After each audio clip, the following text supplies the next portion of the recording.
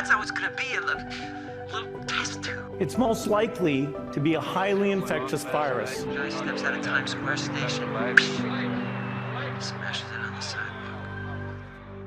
Welcome to the Zero Indent Holiday Special, a show normally dedicated to handcrafted studies of genre fiction and a time of year for many about rest and relaxation.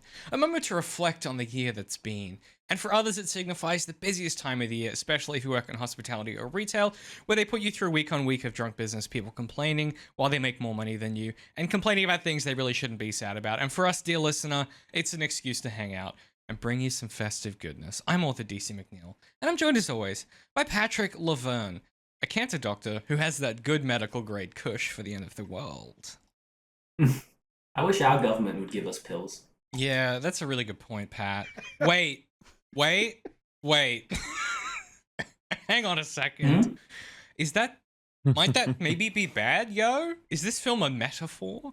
And as always, we're joined by Darth, a straight-laced husband who's becoming concerned his wife thinks he's boring. Ooh, I get a wife in this scenario. Okay. Okay, so it's the little things. I get it. And returning guest Danielle from Level Story, a fretting housewife eager to make Christmas dinner perfect, but there just aren't enough potatoes. Yeah, you know how it is. Life is busy. I don't know what to tell you. You're gonna have to do with what I have. You know? We've been there. We've all been on sort of a sub potato situation where we don't have enough potatoes. We've all eaten bloody carrots. I always forget about the carrot thing. Yeah, it's a weird film. And returning Patreon guest Alex, a dad doing his absolute best to keep his shit together, while his precocious son keeps stuffing up the plan by asking questions. Oh, come on, Art. Stop being an idiot. Oh my god. Come on, chaps. This kid, man. Seriously. Welcome back to our continued study of the post-apocalypse genre, brought to you by the Zero Indent Patreon subscribers. Help make the shows and articles that shape Zero Indent. This week, it's the end of the year. We got a bit loose. We're chilling out a little bit. We watched the 2021 holiday film, Silent Night, written and directed by Camille Griffin. As far as I'm aware, the only apocalypse Christmas film. This was kind of a narrow. No? What's...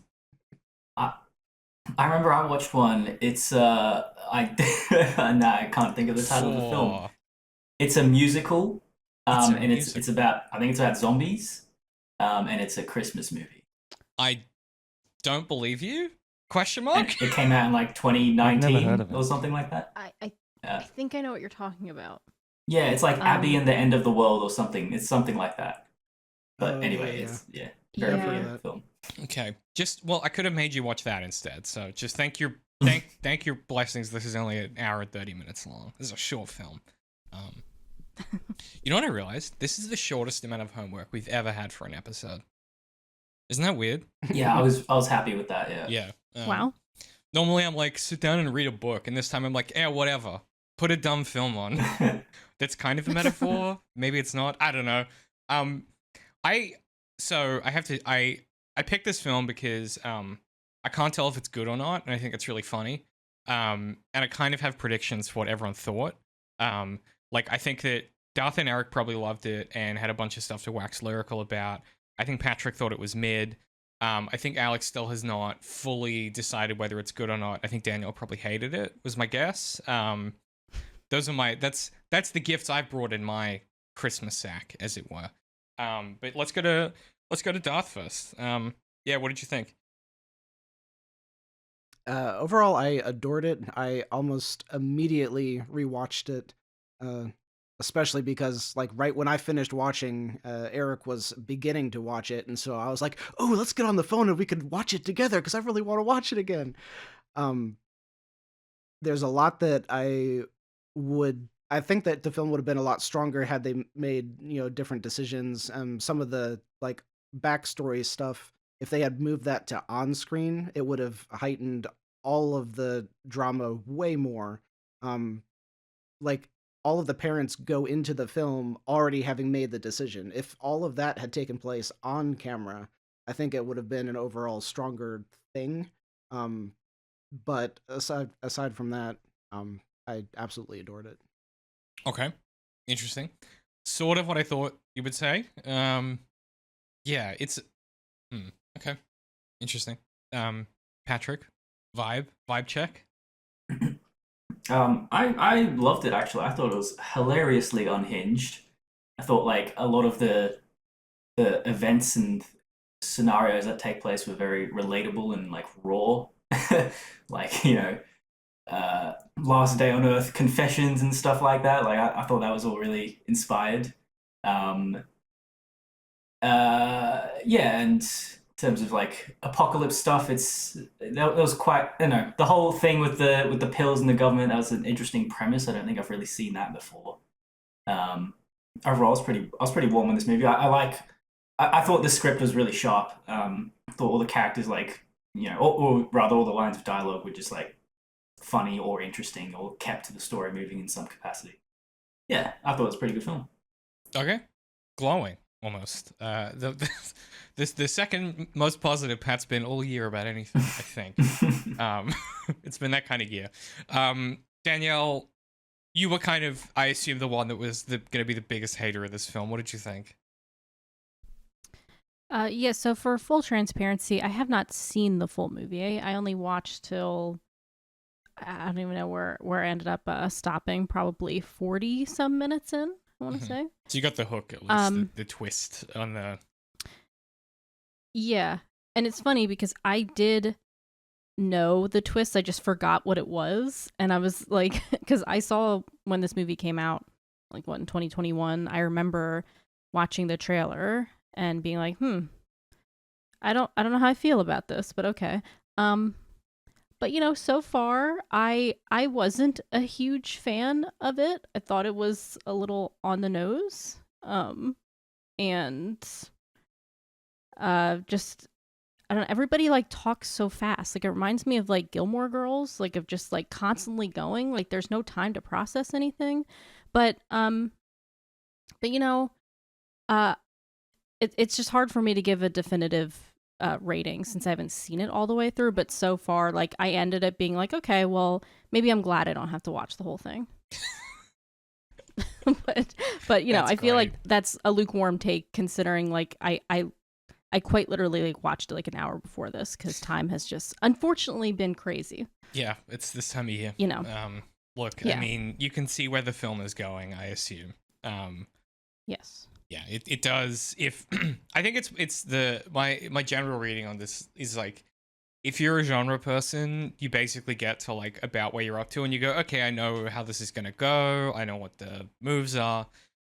I think to Pat's point, it's twisted enough that it does continue to make jokes about stuff, and you're like, I don't know if you should be joking about that. And I do think that's quite an admirable trait. Like it's willing to push some lines right up to the end. I mean, if I yeah. could say one thing real quick, like I did think the acting was very good. Like I thought everybody was doing an excellent job, and hats off. I genuinely think the kids. I liked them. Too. Yeah, it's a film with like annoying kids, but like the characters acknowledge they're annoying, so it doesn't like like a normal film where like they get like a kid actor and the kid actor's really annoying, and then everyone pretends the kid's like delightful. I like in this film that everyone's like, Kitty, shut the fuck up. Like that's really fun. That everyone hates this fucking kid. That to me that's storytelling. You're harshing the end of the world vibe. Yeah, be chill. Yeah, Alex, what about you? Where do you sit on this film? Because we watched this initially together a couple years ago, I think. Yeah, I am still pretty warm on it. I have some notes. Sorry, my cat is playing silly buggers, but I liked there's one specific shot in this film where they're in the middle of their dinner and then it just like cuts to the countryside and it's all super bleak and windy. I really like that as kind of a face punch. Tonally, I thought it pivoted really well. It starts off as this like, sort of weird, happy, awkward dinner that then clearly gets very fucked up very quickly. Lily Rose Depp, I thought was good in this. I'm not sure about her other projects. Fuck off. Excuse On me. the defense. Yes, he literally battered me in the face just now. But anyway,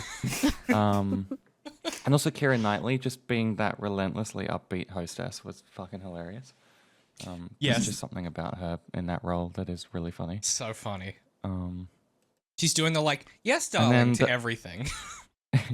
yeah, and just relentlessly upbeat is what I eventually settled on. Mhm. And then, yeah, similar to Darth's point, I would have liked more like speculative stuff around the actual catastrophe itself and like the decisions and the fiction of it, but it's a horror, so there's no, I suppose, imperative for it to do that. And then the other thing that I had that I didn't like too much was that, yeah, on that point, it was then kind of difficult to suspend my disbelief on the whole rapidly moving whatever it is thing that everyone suddenly has to take a pill for. Yeah. It's definitely a don't think too hard about it kind of conceit. Yeah, correct. Well, but that's also Which is fine. But that's also part of what the film is doing. Like, I think that Yeah. it gets to do this sort of metafictional move of being like, yeah, this does seem a little ridiculous, doesn't it? And then Art is in there being like, this does seem ridiculous, right? Like, are we buying this? Are we sure? So I think it maybe manages. In that way, it plays out really well. Yeah, it manages to duck a bit of its 'Cause own. you're looking criticism. through his lens, being like, you know, maybe this all is just a bit stupid, and maybe like this is the wrong thing to do. Yeah, that's a weird And one. that was one reason that I thought it was actually less predictable than you initially would have assumed it was, because I think there were probably like 5 different solid storylines that could have ended up being true depending on how they wanted to go with it. Because like one of the things, I think think maybe it was Art that kept saying like, just because it's on the news does that mean that we have to believe it? And so like the idea could be that everyone who takes the pill is spared because the government is doing this to like weed out the people who will not listen to them, or they're like, whoever trusts us and takes the pill, they get to survive, and then everyone who doesn't, we're going to come and collect you. And like everything that they saw on the news with the quote unquote storm like wasn't real. It was all like CG, right? um and then the way that it ended up happening, I was like, the pill could also, instead of actually being the thing that kills you, the pill could be the thing that saves you, and they don't want to tell you that it's going to put you to sleep for 3 days. And so it could have been the opposite ending very easily, where Art literally dies and the family is all alive at the end, or it could have been the reverse. So there were multiple ways that they could have gone with surprise twists, enough that I didn't feel like I definitely know how this movie's going to end. I also agree about the storm. I also agree that the way that they depicted it, it crossed over into supernatural enough that it did break the immersion a little bit, and I just had to say, okay, this is a supernatural film, and it's not as much rooted in reality, which then takes away a bit of the stress of the whole thing. Is a focus on death, and if you are now in the realm of the supernatural, then death might have a different meaning. So I might have redone this so that the way that they depicted this, it's just a cloud of smoke that's slowly moving, normal wind patterns, a cloud of smoke slowly moving over the earth, just like, ash from Pompeii or whatever, like covered the earth eventually. Like the wind would move the chemical and everyone would be exposed to it. You don't need all the flashy thunder and everything.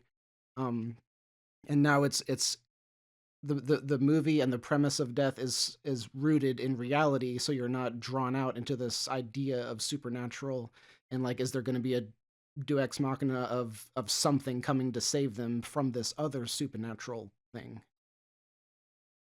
I just wanted to also point out that the film was actually written before the COVID pandemic, even though I also had in my notes that it felt very COVID coded in its subject matter. But yeah, just thought that was interesting to point out. Yeah, timing wise, it's a very odd one. Before Yeah, like they wrote it, and then suddenly a global pandemic happens, and they're like, "Well, I guess the film's gonna come out anyway." Yeah, to be fair, this isn't our first, like, how did you predict some of this for the year? Like, obviously Station 11, that was written well before the pandemic. And now we said pandemic, so please go to patreon.com/ZeroIndent to support us, because we can't monetize this one. Before we This is not medical advice. This is not legal advice. Before we read the summary, content disclaimer for this one. This film and our subsequent discussion will necessarily feature discussions of suicide, self-harm, and to an extent, sexual assault, for a very brief, small, tiny plot detail. This suicide thing is a bit complicated, though. Like, it's the central point of the film.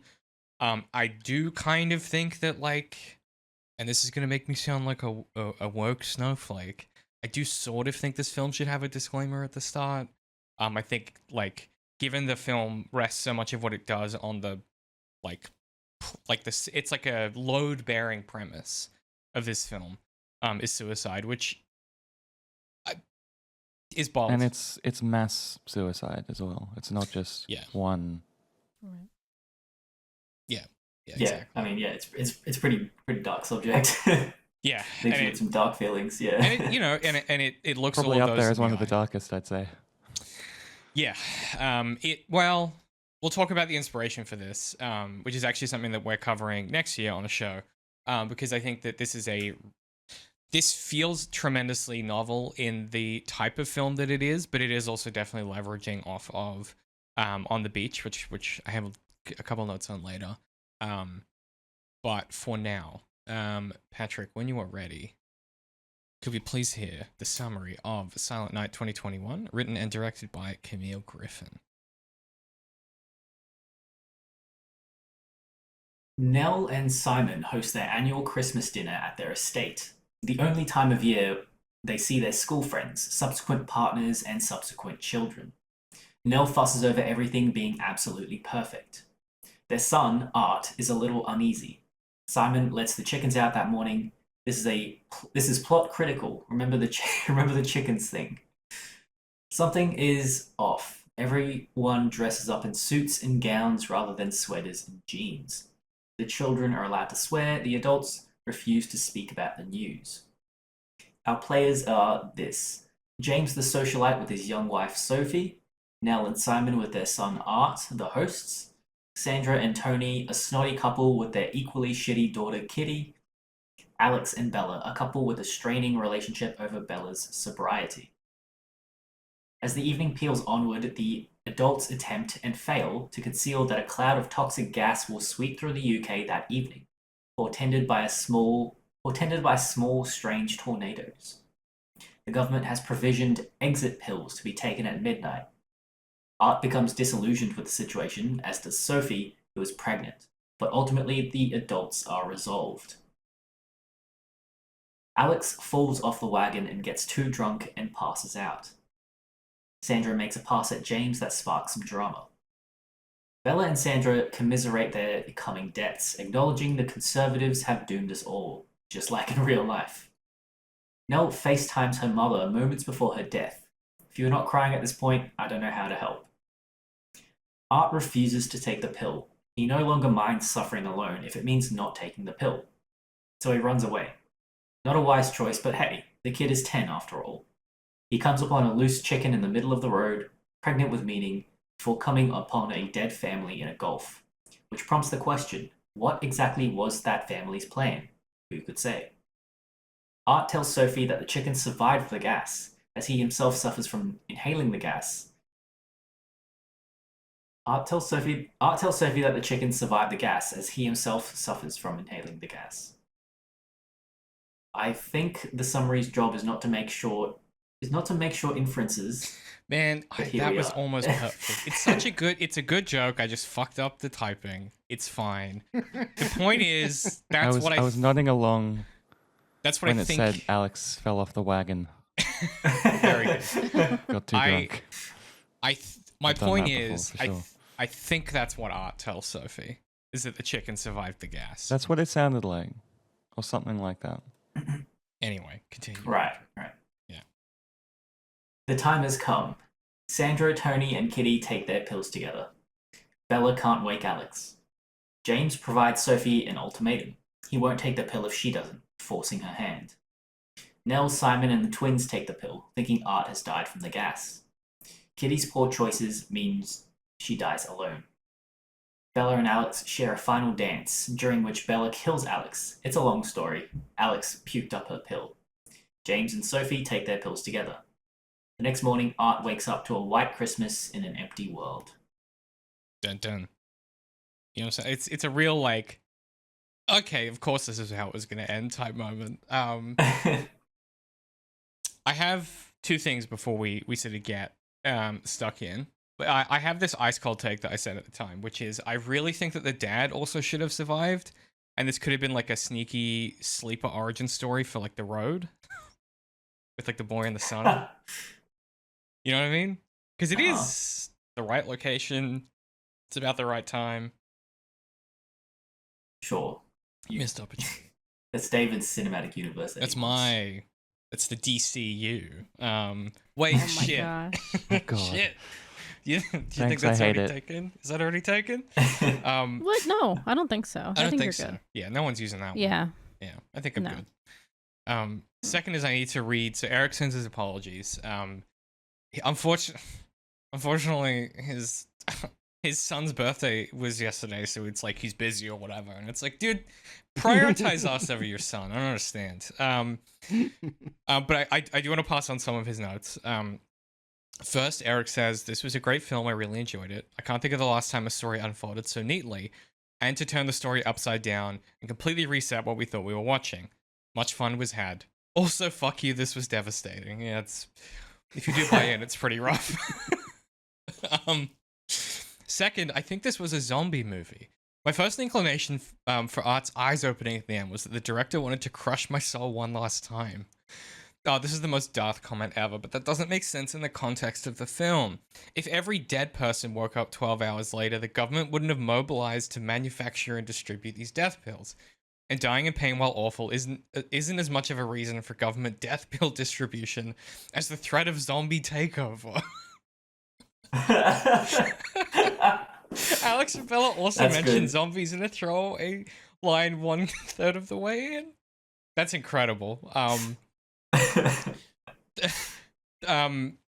then the third It's bit really also- funny that I had also- that exact same thought when I finished the movie, and I was like, is he a real boy or is he now a zombie?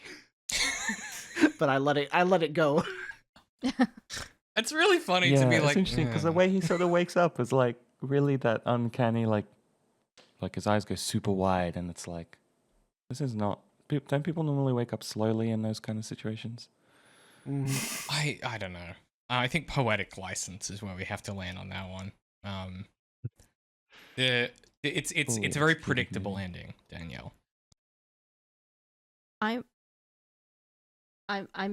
I'm mad right now that work took over my day today and I didn't get to finish the movie.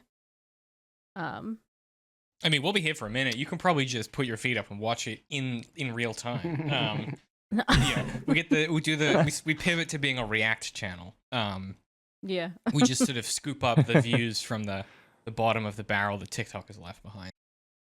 Yeah, exactly. Oh, that's what you meant when you said you wanted to start growing. I see. Yeah, when I said growth, I meant What comes something out. out. That was sort Yeah, of yeah. I mean, it's tricky. So this film is a metaphor for something, isn't it? Is it? Because listen, it's a climate film, kind of, but it's also sort of but it's also like an apocalypse film, but it's also I really struggle to there's just a lot of conflicting, because some of it seems like it feels like it agrees with like the conservative viewpoint, and then a lot of it's like the conservatives have doomed us all. I don't know. Yeah, I'm not sure what this film is about. And I know this is kind of the opposite of what you want, but I don't think that every story necessarily has like a complete laid out template for this is what we are trying to emulate in this story. You know, it may have little bits and pieces of things that it was a metaphor for real life, but that doesn't mean the entire thing necessarily was, you know? So they definitely had little bits in there that are like we are killing the earth, and if we don't stop it, we're all gonna have to take pills because that's gonna be the only way out. Um, but I don't know that the entire the entire thing. I think it was much more about the connections between the people um and then probably more about having the ability to choose your own destiny. That kind of felt like that was the strongest theme of the film was Art saying I get to choose if I take the pill, and Sophie trying to stand up for him and saying he gets to choose if he takes the pill. Like that seemed like it was the central premise much more than anything else. Yeah, which I think is why the Sophie thing is so tragic, because in the end, James basically like takes that option away from her, right? Where he's like, "Well, if you don't take it, I won't take it," which I think is like a really clever rhetorical. It's an interesting rhetorical move because it sort of implies that like she knew or she had a sense the whole time that like the decision she was making was the incorrect one, and that like I think the first time I watched it, I was like, oh, he manipulated her. But in retrospect, I'm like, I think he just shows her what she already knew. But yeah, I don't know. There's a lot of now that we're talking about this, there is a lot of thing about like choice and agency. Like I forget like what's her name? The uh yeah, Alex and Bella, like one drugs the other, or like she kills the other. Yeah. Like Oh, yeah, no, so Alex gets super drunk, passes out. So then Bella literally forces the pill, makes her drink it, and then obviously Alex wakes up and vomits because she's so drunk. yeah, So and then then they're in the kitchen having a good time, having a drink. And then Bella literally stabs Alex. It's so funny. which Phenomenally funny. Wow. Okay. and Yeah. Describing a stabbing as funny in retrospect is like, huh? But But it would make is. sense if you watched it. Yeah. Yeah. what a motivation for like a character. Like she's by far like the most like I don't know dubious character in that movie. Like Yeah. she's so like there's no way I'm going down if you're not going down with me, and like fucking hell. To the point where she'll take away your consent, literally. Yeah. This is okay. So this is where we this was why I asked like what the film was about, because also this film this is ostensibly a pro-choice film. Okay? It gets there through a bunch of long back roads, but it's basically like choice is the thing, and it doesn't matter the outcome of that choice. The important thing is to have the choice, which is like that's like a good thing to think about and a good thing to express. It just it just occasionally Everyone needs to be on the pill. That's the message. Everyone needs to be on the pill. This is what I meant when I said, is this just a metaphor? Like, it really does feel like you could sit down and be like, let me just draw a circle around this idea really neatly. I know it's not that simple, but anyway, the film opens, like we've already said, as like a pretty straightforward, like, this seems like it's gonna be like a Hallmark, like, Christmas film. Like, there's gonna be some family drama, and like, there's gonna be some underlying mystery, and everyone's gonna learn the meaning of Christmas or whatever the hell. Keira Knightley's gonna come out on top, and everyone's gonna be happy.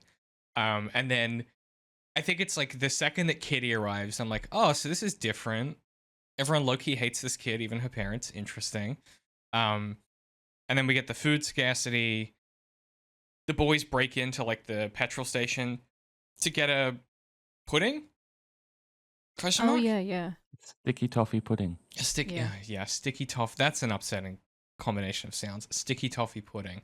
And we get this detail that they've made some pact And again, these world building details are quite subtle to start with. They obviously become more formal and centered as it goes on. But they've clearly had some discussion off camera that we haven't seen. And they've all come together. They're all like dressed up. And it's clear that something is weird about this Christmas. We don't really know what yet. Was there a point where you guys clocked like, oh, this is what this film is? Like, is there an exact moment, or is it just kind of like wash over you? There was, but I can't remember what it was. Same. I feel like it was at the dinner table, but it might have been before. I like how at the start, where, because, you know, as you say, like, it's obviously like baits you into thinking it's just a normal sort of Hallmark Christmas movie, and there's that conversation between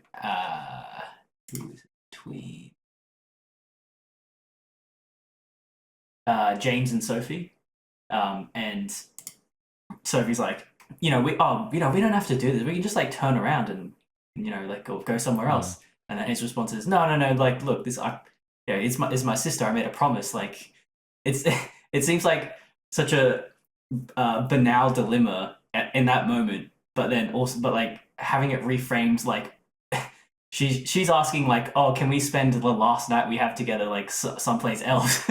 It's funny, like the contrast there. And like that line from Art at the start where he says like, it's like as before everyone's arriving and he's like chopping the carrots and he goes, "We haven't got long, Mom." And it's like, in retrospect, what a haunting thing to say. And this film is full of stuff like that, where it's like, yeah, at the end of the world, Sophie still has to put on the like patient girlfriend act. Like that shit doesn't go away, apparently. That seems unfair. Last Night on Earth, and I still have to pretend to like your horrible friends? Great. Good relationship. You know? Something that stood out to me, and this was like just before I had to turn the movie off, was, I think it was, which character was it? Alex, who like went into the kitchen and like ran the water, and it was all brown and it smelled. And like, that was like, it dawned on me. I was like, oh, like, right, because she asked for sparkling water and like they really didn't have it. They just had soda. And I'm thinking, well, why didn't she just get water? So like, I will say, now that I'm looking back, I'm like, oh, there were some like subtle details that I think are really nice now that we're discussing it. Yeah, I mean, they sell that consistency right up to the end, where rather than taking their pills with water, they have to use like warm cans of Coke because they don't have water. Mm-hmm. There's a commitment to the bit, I think, that is rare, where it's like they really do the thing. And I do like that commitment to the bit where they have the dad running up and down the stairs multiple times. Yeah. The twins keep sending Simon down for more shit. And just, they're like, oh my fucking God, my fucking kid's energy on this guy. Like, we're right here at the end of the world, but my fucking kids won't have this so thing funny. if I don't do this. That's great. Yeah. They're like running out of time. And the kids are like, well, you said we could have a can each. And Nella's like, well, you did say that, darling. And he's like, oh my God. The cans have to be equal level, and then they're Dad warm, is and he's warm, like, so he has to go down and get ice. It's so funny. And they play the beat like 4 times, and it works every time.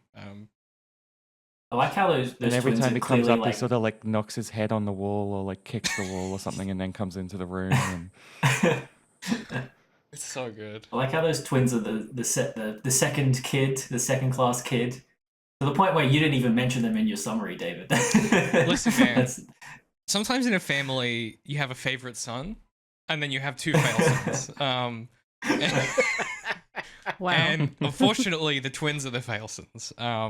Is the thing. So, it's... I do like the way all the kids interact with each other, though. They're just constantly swearing at each other. It's like, that is definitely cousin behavior. Yeah, the arch rivalry between Art and Kitty, where she clearly quietly adores him and is probably secretly a little bit in love with him, and he's just like, Kitty, leave me the fuck alone forever, please, God. Never speak to me. It's so good.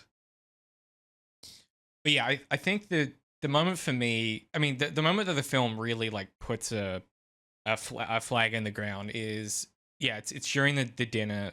It's playing out like a normal Christmas dinner, And Sophie starts to like talk about everything that's happening, kind of prompted by art, but also kind of unprompted. And Simon like cuts her off in the most like skin crawling bit of acting. It's fucking brilliant.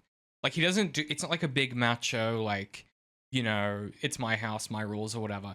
There's one thing this film does really well, which is use the kind of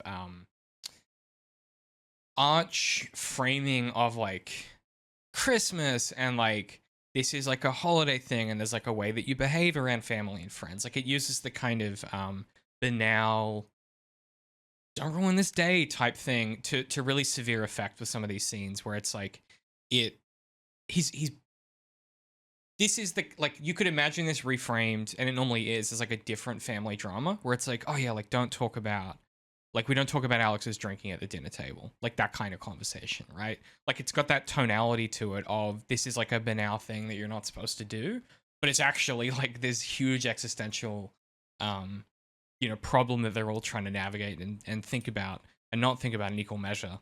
And I think that's what makes this film really unique, right? Is like it swings at these ideas really strongly and uses the mundane stuff to contrast that. I like that detail about how they were supposed to invite some other person or family, and it seems everyone sort of deliberately forgot because they didn't want to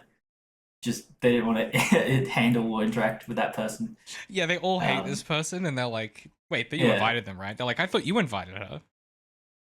And then I think that maybe Bella or someone, she says, "Oh look, yeah, I don't like them, but I would have been willing to, like just have them here and enjoy it, like Right. it's to your point, like it's such like banal like Christmas gathering family dynamics, but just placed in this very specific context, and which like twists it just enough because like doing that in a normal Christmas, like that's a bit dubious, but like doing it when it's your last day on Earth, it's like it sort of maybe justifies it a bit more.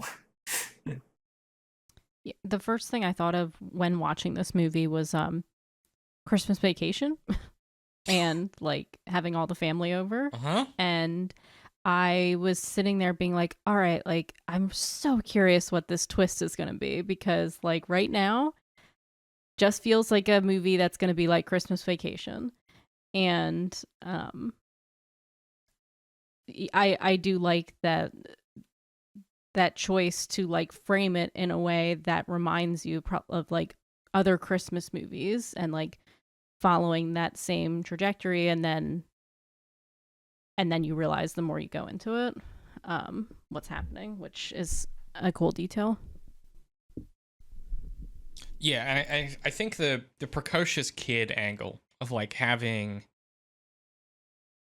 art sort of be the voice of the audience, like kind of surrogate type character, makes it a really interesting watch because I think that like the older you get, the more that you end up sort of, I think, or in my experience anyway, having thought about this film for a couple of years now, like increasingly you end up on the parents' side of things while also understanding where art's coming from, while also thinking art is correct.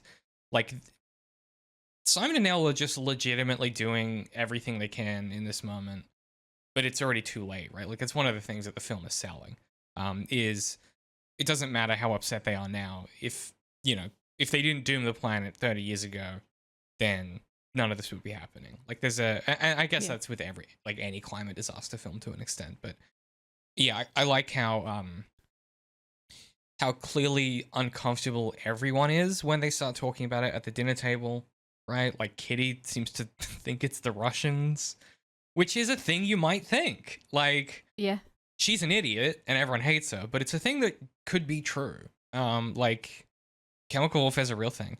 And then you kind of get clearly that Simon and Nell think it's climate change. You get that, mediated through Art's explanation, as he blames his parents. And then we're forced to watch Nell and Sandra do the worst job of explaining and justifying themselves to their kids. And you just see Sophie sitting in the background being like, what the fuck is this shit? To the I point where love she when eventually they leaves. Yeah. I love when they're done explaining and they both sit back like, job well done. so Like, good. nailed it. And I'm sitting there being like, that is really bad. You guys did a bad job. And they're like, it was hard work, but hard work pays off. I relate, like, I don't know if I maybe relate is not the right word, but I understand all the adults in this movie so hard. Like, all they want to do is fucking get pissed and smoke weed and have it just party at the end of the world, but they have like kids to look after and shit. Yeah. Yeah. I'm reminded now of the moment when I realized what was going on, and it was when at the dinner table they started talking about the queen and like her dog food, and I was like, oh, that's what's happening. I see. Because initially it's like you think it's just like a tone of phrase thing, where it's like, oh, like you think the queen is like in a bunker with like a bunch of dog food or whatever, and it's like that's like a thing you might just say at Christmas. Like that's not. Doesn't seem that weird initially. And then they keep talking and you're like, oh, wait, they were being literal. Okay, what the fuck? Because you know that like in any type of situation like this, I've played a Fallout game. I understand that the people in charge are going to protect themselves. I get it. But yeah, there's some other stuff that I just think like comedically is brilliant. When they're doing presents and stuff, Kitty's parents give Kitty like a custom Kitty doll with like custom voice lines It's from like Kitty. got her voice as the doll. It's so creepy, and you get every character up until that point being like, Kitty, what's the fucking deal with the bow? Like, what the fuck is going on? And it's clearly because of this doll, and her parents have made her wear it, and you get the payoff, and you're like, oh, that's why she's wearing the bow? And everyone thinks it's dumb. And I just love that. Listen, the Zero Intent Review does not necessarily condone hating children, okay? It comes up a lot on this show for some reason. I don't know why that is. I'm not sure what about this unit has brought that up. We don't condone hurting children or hating children. But you're allowed to hate Kitty. I'll say it. I'm brave like that. I'll say it. You know what I mean? You were very brave. Yes. Thank you. It's very DEI of me to say Somebody something had like to that. do it.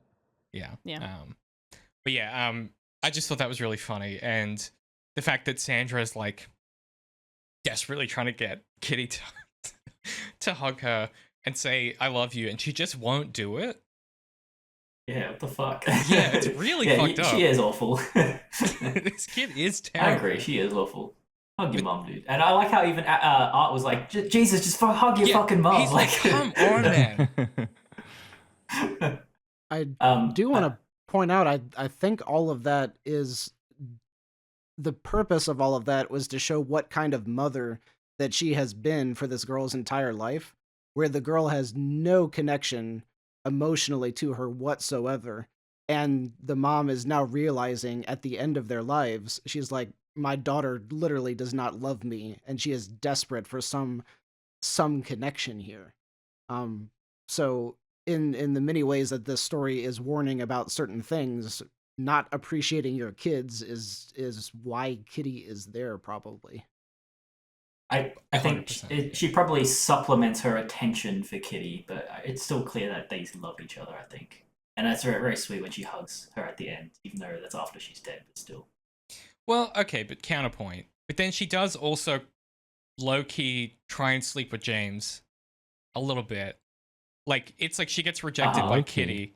Well, she, in front of everyone for some reason, decides it's a good idea to be like, James, why didn't you fuck me, dude? It's like, everyone wanted to fuck me, dude. Like, what's your fucking problem? God, but like, that scene is so good. I love the reactions of everyone. Well, So good, yeah. She gets rejected by... So this is my reading, right? She basically asks her kid, like, do you love me? She realizes, to Darth's point, that she's fucked up this whole parenting thing. And at the end of the world, she has to look the fact that she's bad at this in the eye. Gets that rejection. Kind of doesn't... I was going to say it doesn't like, but that's maybe not the right word.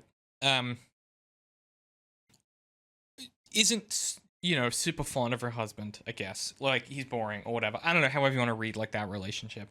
And it just seems like she's going fishing anywhere she can for that, like, attention and affection.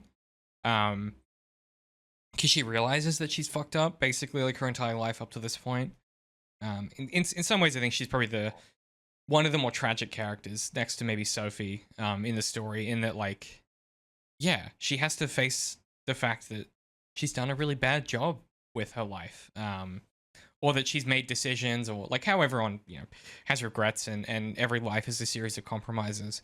I just think the way that scene resolves, and Art kind of Art ends up storming off because he's like, why are we doing this? What is the point of these gifts? And he has this line where he says the batteries are going to last longer than us, which is devastating. And then we get the revelation that homeless people and illegal immigrants haven't been issued a pill because the government doesn't think that they're people. And Art's like, well, of course they are. Like, we have to help them. And Simon just casually is like, that's ridiculous. Like, what are you talking about? Yeah, that when I say this film is political, I just want to really use that as a point to underscore, like, it is political with a capital P. Like, it's thinking about these ideas. It's clearly very critical of how it thinks the government response to something like this would go. I was going to say, think about the implications of that last statement, because all of the, assume like 99% of the population is dead because everyone chickened out and took the pill. All of the homeless people now control everything. The people that the government thought were worthless will now be in charge. I've seen John Wick. That's I get it. Barry King's out here doing his thing. Yeah, that's exactly what I was thinking too. I just want to take a moment real quick and like be a little vulnerable here and say that sometimes like when I like when I first like see a piece of media, like sometimes like I have a hard time formulating my thoughts around it right away. And so I want to take back what I said earlier. Can I do that? Like, you do whatever you want. I want to like we're talking about this and I'm like, huh, like yeah, I literally watched like 40 minutes and then was like, all right, jump on here, and now I'm like, yeah, I didn't really get to think about it, and I said just a bunch of bullshit. And it's not like I even like disliked it. Like I thought it was fine. Like, but I didn't like formulate my whole thoughts. So you know what? Like I'm gonna say that. I'm gonna be vulnerable and admit that now. But also I genuinely I do want to I can't wait to watch this whole movie. That's basically me every recording, Daniela. Like I form my thoughts as I'm talking about them. I like between watching the thing and then recording, I just have no thoughts. Yeah. Meanwhile, so relatable. Me and Darth are in the lab, you know, like taking notes, writing shit down, Googling stuff. And then we get on recording and we're like, what? I've forgotten every note I've ever taken in my entire life. Right. Yes. Look, I mean, the thing is, this film might be brilliant or it might be really dumb. I can't. I mean, it's kind of both at the same time. I think it is. Like it seems to know what it is as well. You know what I mean? Yeah. Yeah. It's very like at one point, I don't know if you got this far, Danielle. I think you might have just got this far where so Sandra makes a pass at James and she says the craziest shit beforehand. Where she says, you were very African when you first arrived. What? Sandra? Yeah. And it cuts over to Alex and she's like... He's from London. What are you saying? Oh, no. Well, yeah. I mean, it seems like there's certainly some fetish thing going on there with her, I think. There's something that... I mean, yeah, this film doesn't think very highly of Sandra. Let's just say that. But I've got that written in all caps. Very African. Ugh. I mean, sticking to Sandra for a moment, doesn't she like talk about like her outfit and her shoes? Like she spent all of like the money for her daughter on this outfit. Yeah. And when I saw that at first, not knowing the context, I was like, what the fuck? Like, what are they talking about? Those shoes were a thing to spend your money on. Like some interesting shoes. Oh They yeah. were one of the shoes of all time. They don't even go with the Yeah. dress. No, that's what I thought was weird. Is like she's wearing this sequiny red dress and then all of a sudden like multicolored shoes. Like, what are we doing here? Disaster. Like, put an outfit together, man. Come on. What It's are we doing? shiny. It's like, yeah, it's like shiny, but it's like not. It's not sequiny. It's like just. It's very. Yeah. It seems like a cheap dress, but it's not. I don't know. It's not a good fit, is what I'm saying. Although fit check on Simon. Love the dicky bow. That's a good look for that guy. The suspenders. Now I fit check. thought all the 10 out of chaps were 10. dressed pretty well. Yeah. Good for Matthew Good for, getting away from Downton Abbey to film this movie. Good Yeah. for him. This really feels like they went, can we borrow one of the 25 estates that you guys have for B-roll for Downton Abbey? And they went, yeah, bet. We got you. Like, I mean, a cheap film to make, I assume? Yeah. As long as It was more or less Keira almost millions a of dollars. one set film, right? I think, yeah, like 2 sets, maybe? Maybe. Yeah. This is not a large enough film for any of the details of, like, And the the- budget to be Let's be real. published, The I can tell you. CGI did look pretty cheap. So Yeah. I mean, if that's the only place you're spending money, like I that feel like shot, that shot of London or whatever it was, with the little twisters or something, was just like. Bleh. Yeah. That's me in, like, After Effects being like, let me quickly do it. Yeah, I'm not literally. a Right. VFX So artist. intern probably sat there like dragging around tornadoes and like. Yeah. They put a gun to the head of a VFX artist. They said, you have 10 minutes to do this effect. That's all we can afford. Literally. Which is so relatable. Like, now that I work on more video projects at my job, I'm like, oh, I bet that person was running late. Yeah, that's me finishing the podcast edit at 5 p.m. on a Saturday night before it has to go up on a Sunday, being like, is there enough time to render this? Since you brought up the those little tornadoes, that kind of had me wondering if they were supposed to be referencing the Bible when the Israelites are out in the desert and God sent at night a pillar of fire that was like a tornado of fire to lead them, and in the day it was a like tornado of wind and dirt and stuff for them to follow. And the idea that there were these tornadoes of chemicals of death that were coming towards you, I don't know, it just kind of hit me, and I was like, I don't know where I've seen that before aside from this reference in the Bible. So are they trying to make a comparison here, and if so, what is it? Yeah, Danielle, is that something you picked up on? Because you're Bible adjacent. I mean, yes, I didn't get that far, but I mean, what I thought of when you were saying that, Darth, was just the title alone. Like, since it is a like Silent Night is a religious song. Like, it's not just like, like a song about Santa. Like, it was a religious song about like the birth of Jesus. And I thought that was interesting, but I feel like that's more overt. Isn't Art's older than the twins, right?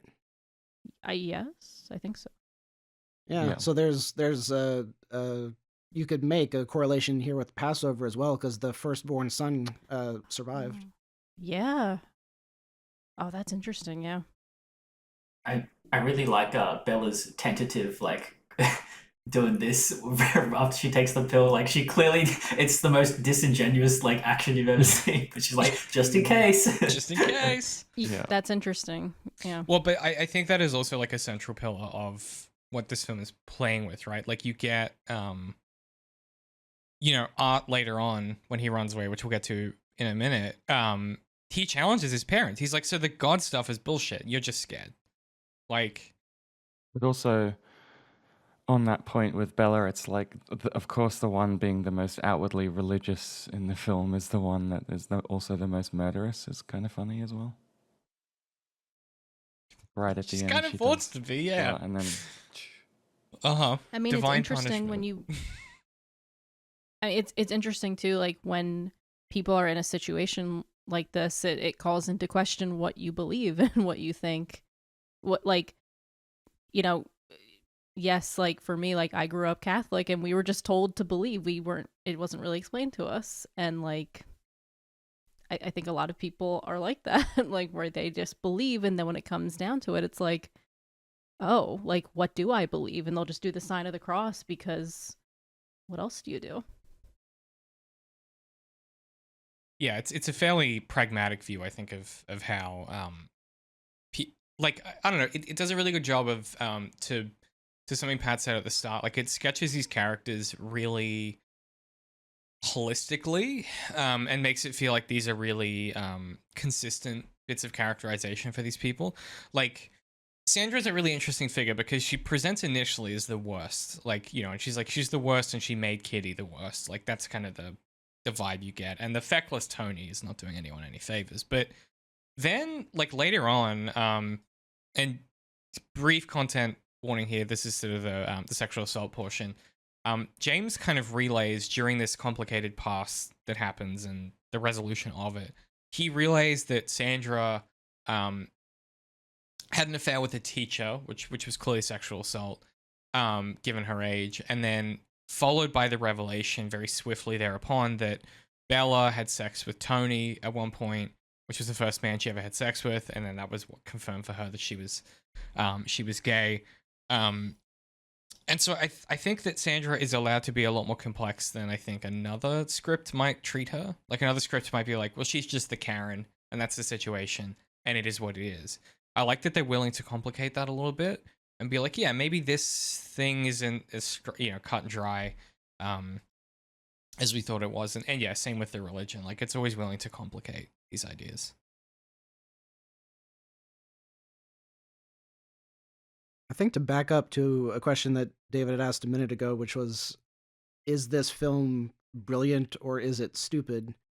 And just like looking at the reviews from, you know, the different sites, it seems like a lot of people stopped either halfway through watching it or just after the first viewing, because this film doesn't get deep until you rewatch it, until you understand everything that is recontextualized by how it ends. Like one scene that hit me the hardest was Sophia's when she starts trying to talk when they're sitting at the dinner table, and she's trying to talk about the party that they had at her grandparents' house, and Simon keeps interrupting her, and then he does not let her finish. And she's saying happy stuff. She's like, we were all partying and we were dancing, and he's cutting her off like she's saying the most heinous thing. And you don't realize until you go back and review it that all of her family took the pill that night except for her, because she was waiting for this. Oh, I didn't have subtitles and I couldn't really pick up what the story was there. Okay, that makes sense.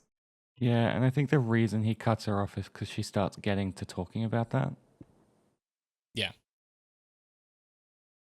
I forget the exact quote, but yeah, she starts to veer off into actual discussion around it, and then the kids start chiming in. Well, yeah, that's where Kitty says the thing about Russia. And everyone's like, Kitty, shut the fuck up. You and your stupid Russians, Kitty. Yeah. These kids are much more well-spoken. Like, at that age, like, I had nothing to offer. Like, maybe I was just immature for my age, but I would not have been so well articulated as I think that's part of it, is it's like they're using the politeness to repress, right? Mm. Like, in a weird way. Specifically the British, but maybe broadly Western. But yeah, go on.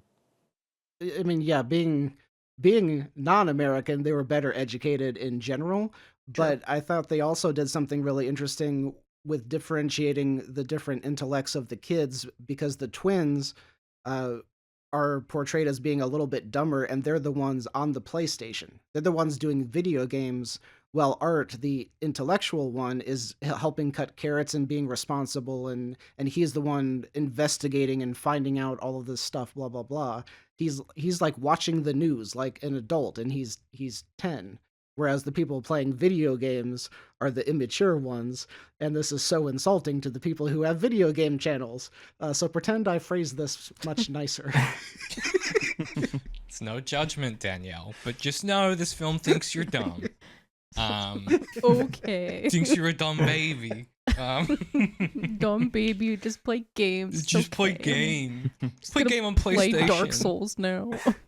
I would be the one playing video games in the apocalypse, definitely. Oh yeah, you'd just be cruising high as a kite, playing some shit. Yeah. You know. I mean, maxing.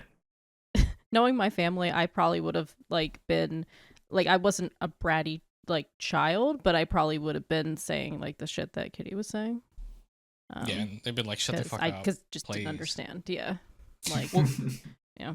That's part of what I like the tension in this film between like the kids needing to be able to express this stuff because it's something they're actually feeling, and then also like the lack of consideration that children have for their parents' feelings as well because they just can't hold that complexity. Like I think that's like it's a pretty brilliant, you know, script in that way where their needs are kind of necessarily at odds with each other, like the parents and the children. It's in particular Art, obviously, you know, with his parents. But I like that they are frustrated by it, but they treat it seriously.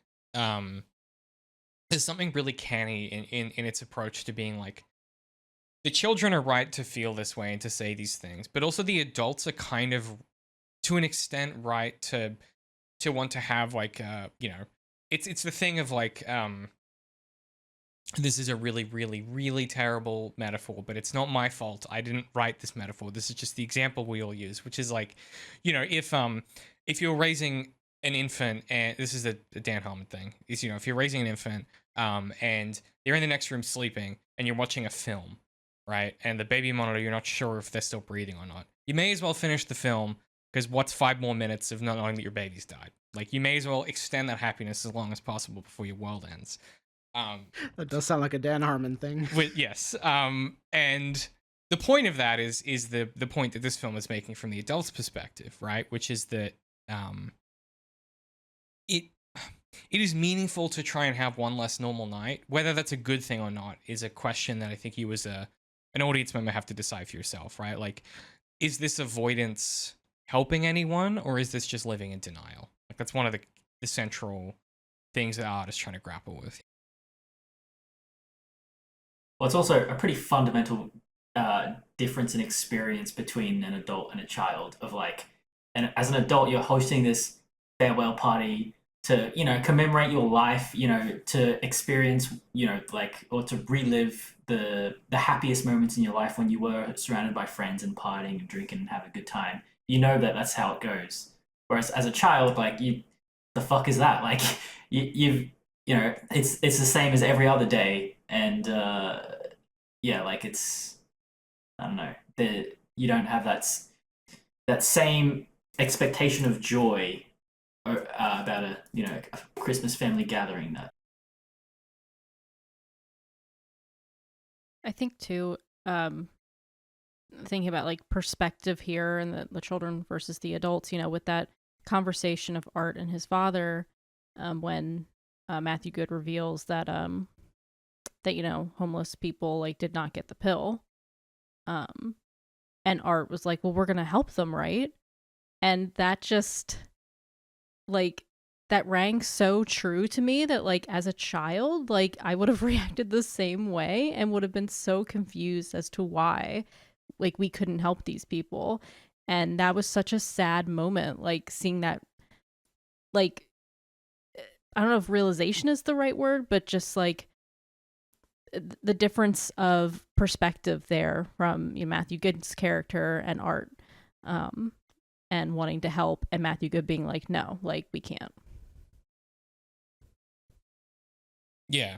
And like the real realization that, like, I don't actually think they could help. Like, that's the thing that I think is really tragic. Like, yeah, you know, they don't even, like, they couldn't even get like enough potatoes. Like, this is really end of the world shit. Like, it's always the potatoes. Yeah. always. Like, there really is like a tone of finality to every decision that's been made off screen up until this point. That I think gets communicated really well. Like, even if you think about Sandra's shoes, right? Her hideous shoes that we hate. Like, what else would you be able to spend the money on anyway? Like, presumably the economy's collapsed. You know, everyone is like doing the, it's the the Rick and Morty episode where Summer and Rick just go hop between the planets in the dying solar system. Like, it's that type of vibe. Like, what else do you spend that money on? There's like, commerce is going away forever. And so then you kind of go, okay, well, maybe Sandra isn't the absolute worst after all. Like, maybe there is some rationalization to be had here. And I think that's like it allows you to have a lot of different readings on each of these characters and their perspective and morality. And as Pat said, like the difference between the children and the adults and like their priorities and how they experience time, you know? Also, too, the comment about the sticky pudding when they realize they don't have it, and I forget who says it, but somebody's like, "Oh, well, just like go to the gas station," and the person, I forget what character it is, it's like, "Well, what if nobody's there?" And they're like, "I don't know, just break in, like break a window." Yeah. And I remember, like, I was like, "Oh wow, that's bold." Yeah, except at the time, I took that as not whatsoever serious. Same, yeah. Right. Like, there's nothing at that moment, right? Yeah. Mm-hmm. It's really clever. Yeah. And even when they get back with it, I don't think they say anything that definitively says, yes, we smashed windows and stole this. Yeah. They do. I think yeah. they just... You do get a glimpse in the back of the car of a bat with like shards of glass, I think. Yeah, Tony says we make excellent thieves, don't we? I just thought they were just really entitled rich people. I just thought they could just break into a store at Christmas. Oh, yeah. Yeah. No, I was seeing all of that as just hyperbole, and they were like, "Oh, we stole the stuff," but we just handed them cash and walked out, and then they come back victorious, and they're like, "Well, we broke in like you told us to. We did the thing," Like, I took all of that as just tongue in cheek, until it gets further, and that's what I was saying earlier. Go back and rewatch it, and everything is recontextualized. That's the thing, is going back and rewatching it, I did actually catch the shot where he closes the back of the SUV and you see the bat in the back of the car, I'm pretty sure. Yeah. Interesting. Is that when Sophie arrives? Or is that later? Yeah, I think she just arrives after they get back. Does she arrive just after they go out? And then they come back? Oh, they come back. Yeah, that's right. Because she's already there. Because that's, Sandra's like, they forgot the blah, blah, blah, and James has to pretend to give a shit. And then she also won't stop hugging him, which is extremely funny. You just have Tony standing there being like, what the fuck is happening? It's really good.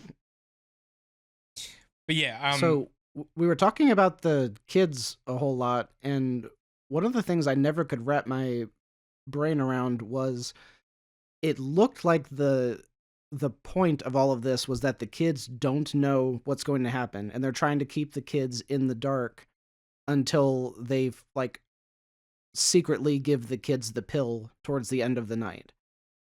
But then it was like the kids already knew about it, and so they knew they were going to be taking the pill at the end of the night. But then also Art didn't know about it, because when Art looked up the stuff about the pill, and his dad said, "Well, how did you find out about the pill?" So it was like nothing really seemed to mesh together. And I don't really know if that was like, is this like, a writing mistake, or is this a me interpreting mistake? Well, I think it's a tricky thing, right? Because if you're an adult and it's like impossible. It's a difficult thing to confirm with your kids if they understand what's happening, because you have to ask them directly. You're telling them what's happening. Like, it's one of those like weird adult kid dynamics where it's like, if you ask them if they know what death is and what's happening, that tells them what death is and what's happening in a way, right? Like, there's a. I had the assumption that they were going to wrap it in a piece of cheese and just say, "Hey, we're all taking this now." Yeah. Like at the end when the twins are taking the pill, it's portrayed as they know what is going to happen to them.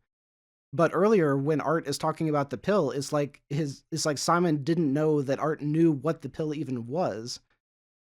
So it's like they should have chosen one way or the other. Either the kids have no clue that the pill even exists, and Art just discovered it because he was sneaking onto the phone that he wasn't supposed to have, you know? And so they were going to sneak the pill into the kids' food at the end of their dessert they got right before bed. Sneak it into that, the kids take the pill, they go to sleep, they don't know anything's happened. Another theory Or is that.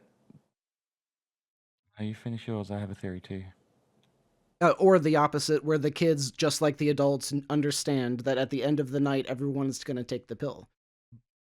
Yeah, and I think that's primarily probably what it is like they're not necessarily told what it does, but they might have had to sit down and be like, okay, so at the end of today we're all going to take a special pill and we'll all just go to sleep together or something and we'll just have a really good night. And they may have left it at that. Yeah, well, That would be the British thing to do anyway. they maybe they maybe know about the apocalypse, but they don't know about the contingency plan. So it's like, you know, Yeah. it's just like, oh, it's just something for the apocalypse, something we have to do to. And then maybe Art, being the kid that he is, just puts two and two together and starts researching it online and figures out what it actually means. Yeah, at least the internet's still working. Yeah, I guess, and obviously this, I'm assuming, wasn't answered, but just my thought at the time was just that, you know, if cell phones are a thing, like I don't know what year this is supposed to take place, but if Art has a cell phone, then I think it's reasonable to think that kids are like online in some capacity and using social media and also just talking to one another. I would find it very hard to believe that a kid wouldn't know in some capacity, like maybe not understand it fully, but like know generally what's happening.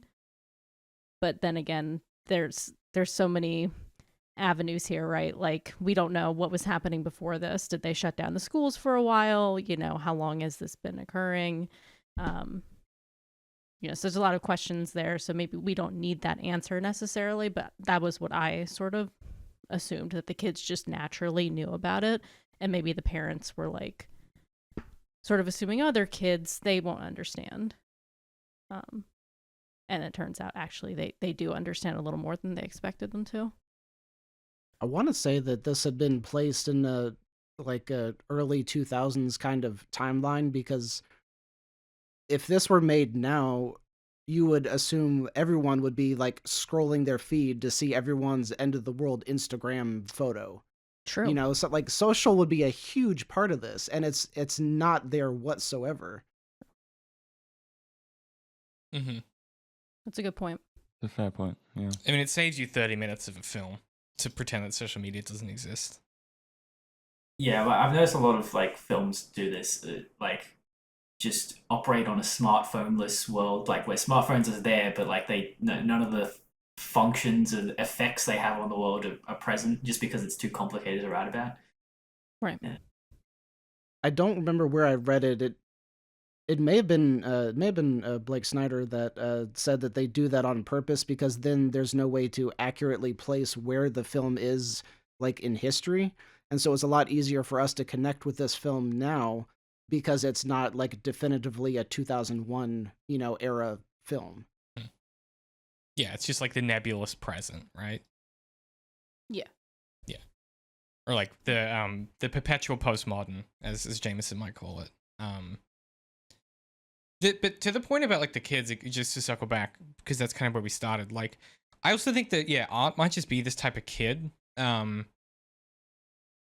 a moment where there's a couple of moments that are really outstanding for me for Art, which is like there's a moment where Sophie basically forces James to actually have a conversation with Art about what's happening, which I really like, where he says like pain is intolerable, pain is why some people choose to die.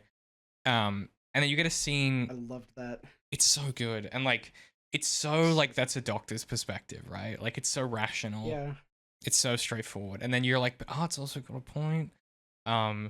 And then my favorite thing, which is and this is like an all-time joke in this film, where it's Art is talking to Simon, his dad, and you know, Art's clearly upset. This is after he stormed off at the presents thing, and his dad is like, well, you know, they're clearly talking about it. He goes, "Well, is Tommy taking the pill?" And Art immediately claps back with, "Probably. His mother hates him," which is so funny. Yes. The the amount of times this film finds a comedic release valve in these really dire situations, I was like, that's really funny. Yeah, very, very good. Which is like so ironic because like one of the reviews that I read after the fact was, "Do not go into this movie thinking it's a comedy. It's not." I mean, and I'm like, well, not necessarily, but it's got some funny stuff. yeah, it is a bit in The between. nature of a dark comedy, right? Mm.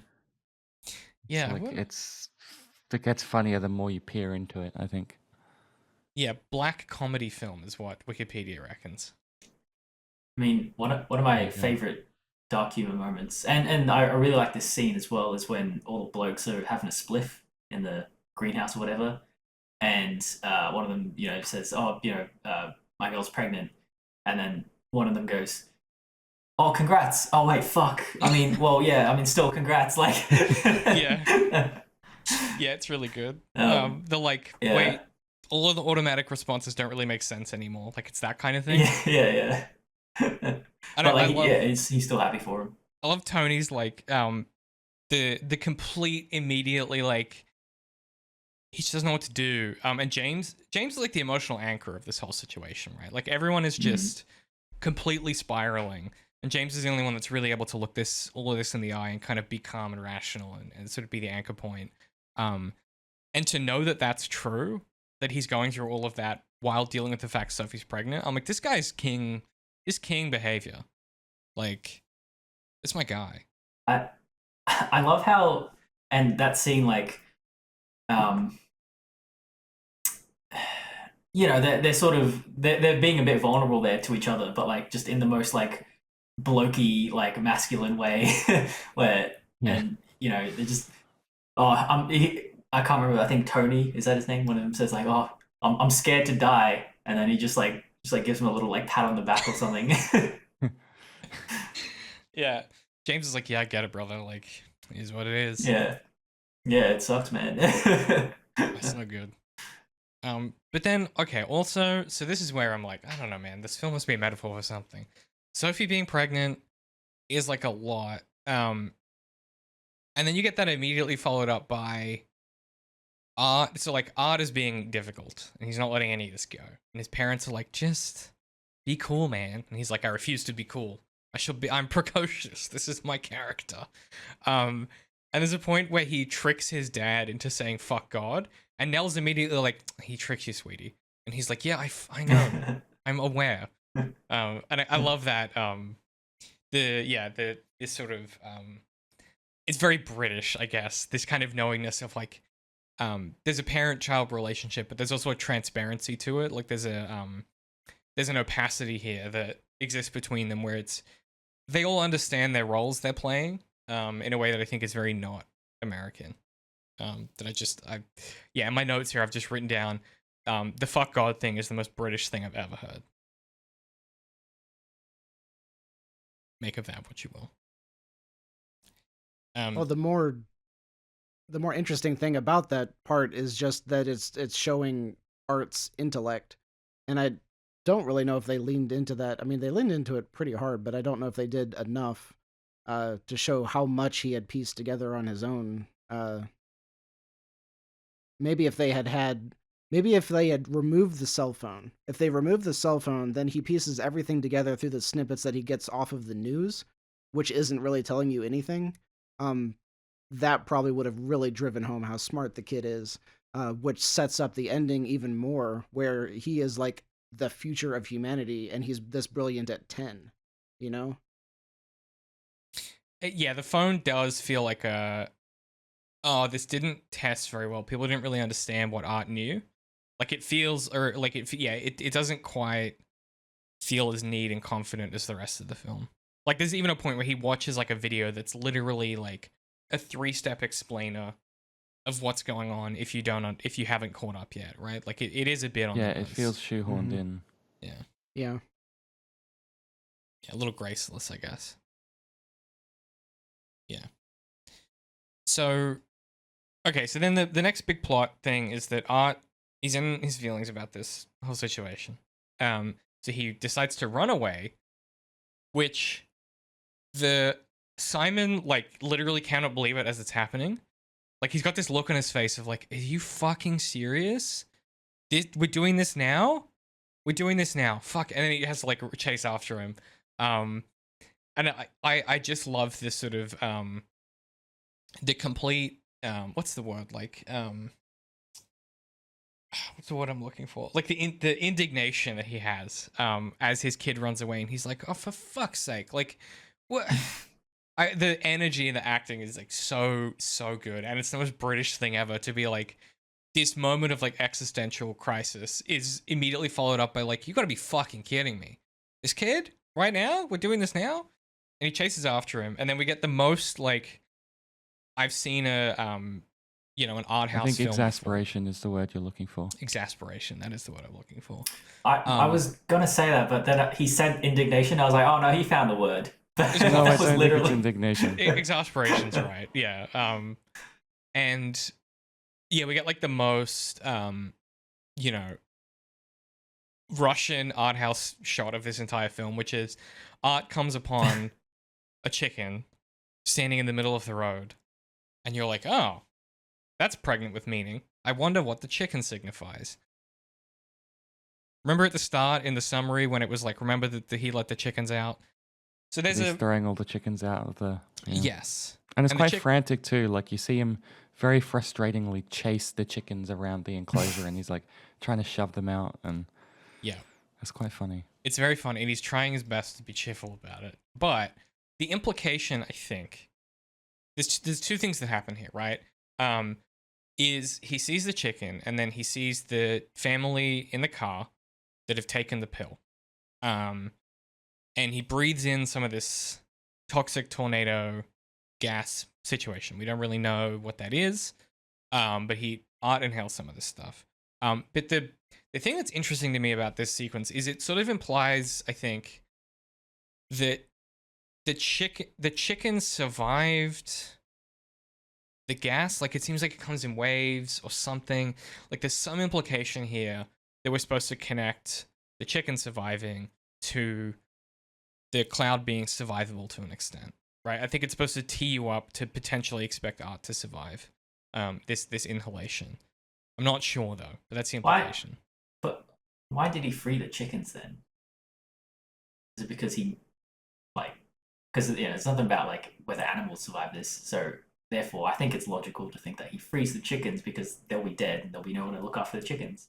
Yeah, and at least if he frees the I chickens, think it's more of a survive. not dying in captivity mindset. Yeah, that's wasn't the what I was quote thinking as like well, better to let the foxes get them or something than let them die in Oh, captivity? true. Yeah. Okay. That's dark. Yeah, well, which I don't think that's like necessarily true at all. I think they'd probably be happier dying, like just thinking it's another day. Just chilling. Oh, yeah. But then I think the fact that Rather the chicken... than brutally maimed by a fox.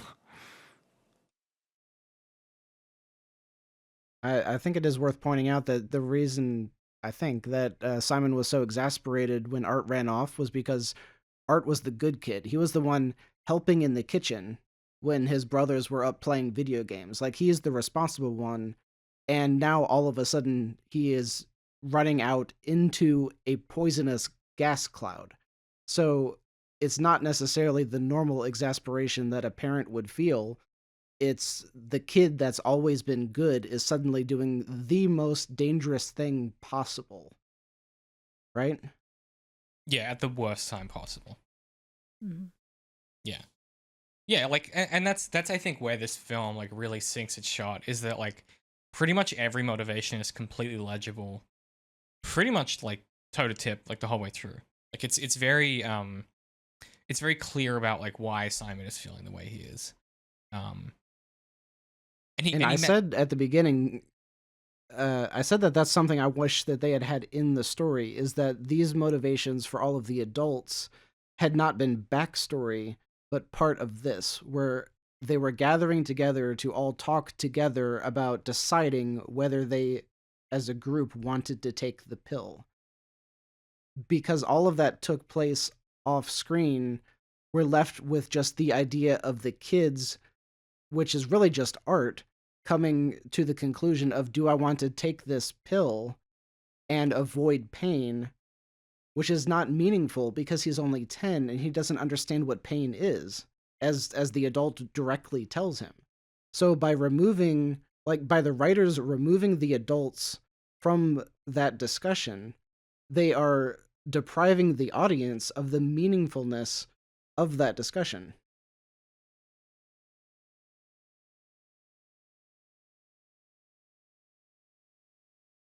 I think that the difficulty with putting that on screen potentially is some of the juice of the squeeze of this is you going, yeah, what did that conversation look like? You know, who was the first person that said, like, I don't know, I think this goes back to like the thing about social media and phones and stuff, which is like, I think that one of the problems with that is it begins to introduce a bunch of other variables. I don't know, again, I'm not saying you can't do it, then it's not doable, but it introduces a bunch of other variables that are then even larger to contend with, which is like, okay, well, if they had that conversation, where did they have that conversation? Was that in person? Was it online? If it was online, was it social media? Okay, then social media exists. And then were they influenced by, like, I think it spirals out of control a little bit from a scope perspective as a writer.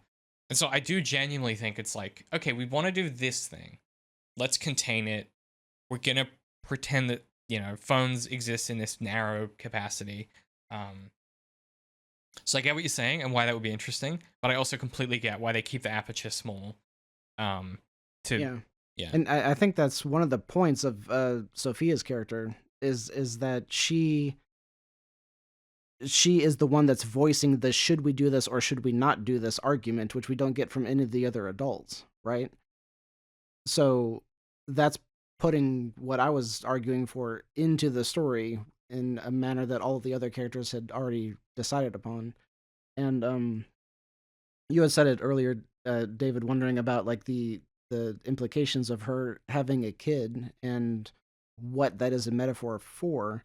And at the time I forgot to mention it, but I think the reason that the pregnancy is there is because the entire point of the parents giving the kids the pill is that they're taking away the agency of the kids to choose. And so by her saying, I am not going to choose for my baby, she is the opposite. She is presenting the opposite choice that all of the parents in the house are taking. Well, yeah, and it does prompt you to go like, hang on, yeah, who was the first person in this group that was like, that like pitched this idea, right? Because there's a lot of Kitty's parents, obviously, because she's the worst. She's the worst. It is also really funny that, like, you know, they've borrowed, like, this is Nell's mum's house.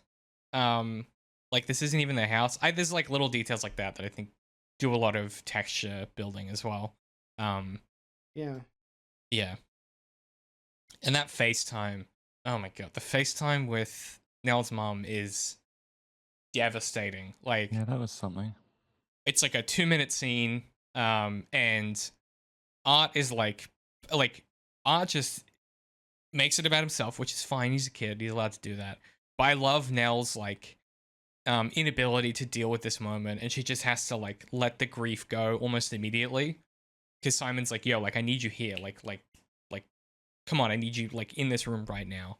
And like the dynamic between Simon and Nell, I think is a really interesting one in that regard, where to some of what you guys were saying before, like the knowingness of the parents, I think, is played to great effect here, where they kind of have to put, Simon sort of starts to put the priorities of dealing with their kids ahead of his own comfort or preferences, whatever it might be. Like, he has to be a parent right up till the end.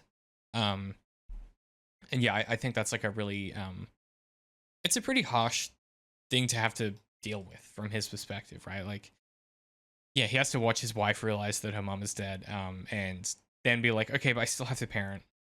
Like, there's I think that tension is really well executed.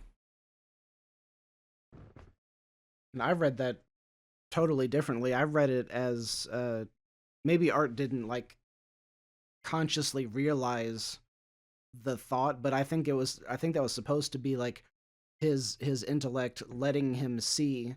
Like he wasn't saying I didn't get to say goodbye to grandma. He was actually saying don't let grandma die. Like he put all the puzzle pieces together and understood this was their goodbye call, and subconsciously he was like don't let me say goodbye to her, but he couldn't articulate that because he hadn't consciously made those connections. That's how I saw that play out.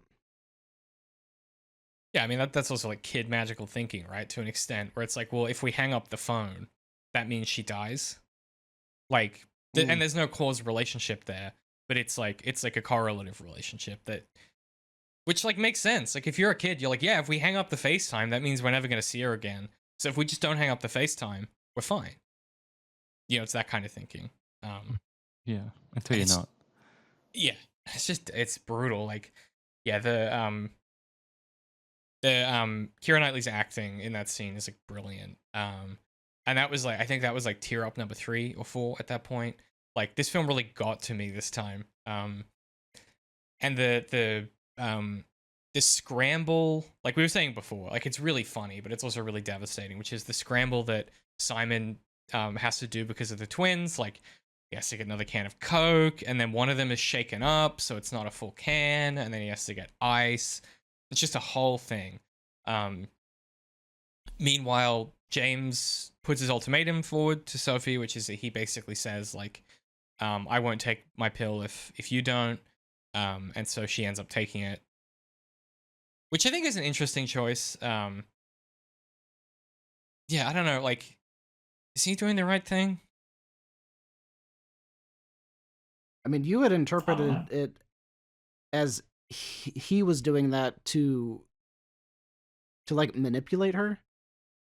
And I don't know that that's necessarily what was happening. I think he could very much have been legitimately saying, I want to die with you in whatever manner you are going to choose to die.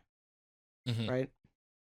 Well, it's just that he puts her on the spot. Like, he could have just told her that anytime during the day. But that's the thing that I find manipulative, is like he uses the time element to, he's like, order now and get a free set of steak knives. Like it's, a real carrot stick situation. Yeah, I just don't know. I need to watch it again, but I want to say that he went through some kind of character arc in here, and I don't know what that it was, but I want to say that this moment did represent a change for him, where before he was like absolutely definitively taking the pill, and then something changed, and it was probably something with art, and now he's like, I won't do it if I'm now it's a like communal thing. Now it's like I have to be with you, and it's not about what's best for me. Well, it comes after the scene with Art and his parents, and Nell explaining, look, if you don't take the pill, you will just be conscious and alive, seeing all of your family dead. And I guess that's sort of like we're meant to take that idea into the discussion between Sophie and what's his name as well. Well, I also think it gets real for James in that, Art runs away, and it just immediately makes everything real because it's like they thought they had more time. Like I also think that's part of it is it's like, yeah, time like collapses in on James and he's just like forced to make a choice. And the choice he makes is like, yeah, I think you can read it as growth, or I think you can read it as like, yeah, like he comes to some level of flexibility or some level of like openness to this moment with Sophie, because the whole time he's been like the pragmatic, like you have to take the pill, like there's no other way. Like, yeah, I think you could read this as growth, or you could read it as manipulation. And I think the fact that it's unclear is probably this film doing its job. Depending on whose perspective you end up carrying more full. And the time thing was another really neat element. When Simon gets Art back and Art's like unconscious in his arms, and everyone's like, what happened? I thought we had like until tomorrow, until the gas gets here. And like someone looks at the clock and they're like, it is tomorrow. It's after midnight. Yeah, I thought that was So a good moment. Yeah, I think it's. Did anyone else expect the the symptoms to be way worse. Well, Like from the, oh my, it's unimaginable pain. Death is but by far preferable to that, and it's just like writhing a little, some bleeding. I think they literally said like your guts liquefy and you Yeah. throw them up. Yeah. well, to be F and to be B, right? It's some of the stuff with the government, you're like, is this propaganda? Is it not? But then also, Art only inhales the pre-storm tornado, not the full Mini tornado thing. So that you could make a supposition that he gets a small enough dose of this stuff, so that when the big stuff arrives, he's got like a little immunity built up or something. He inhales the 4G, not the 5G. Yeah. He self-vaccinates. You know what I mean? That has to be what this film thinks is happening, right? I don't know. Oh, he inoculizes himself. yeah. Well, like it doesn't make sense otherwise. Like, but then the chicken survives. I don't know, man. Like maybe it's just. Maybe he's special.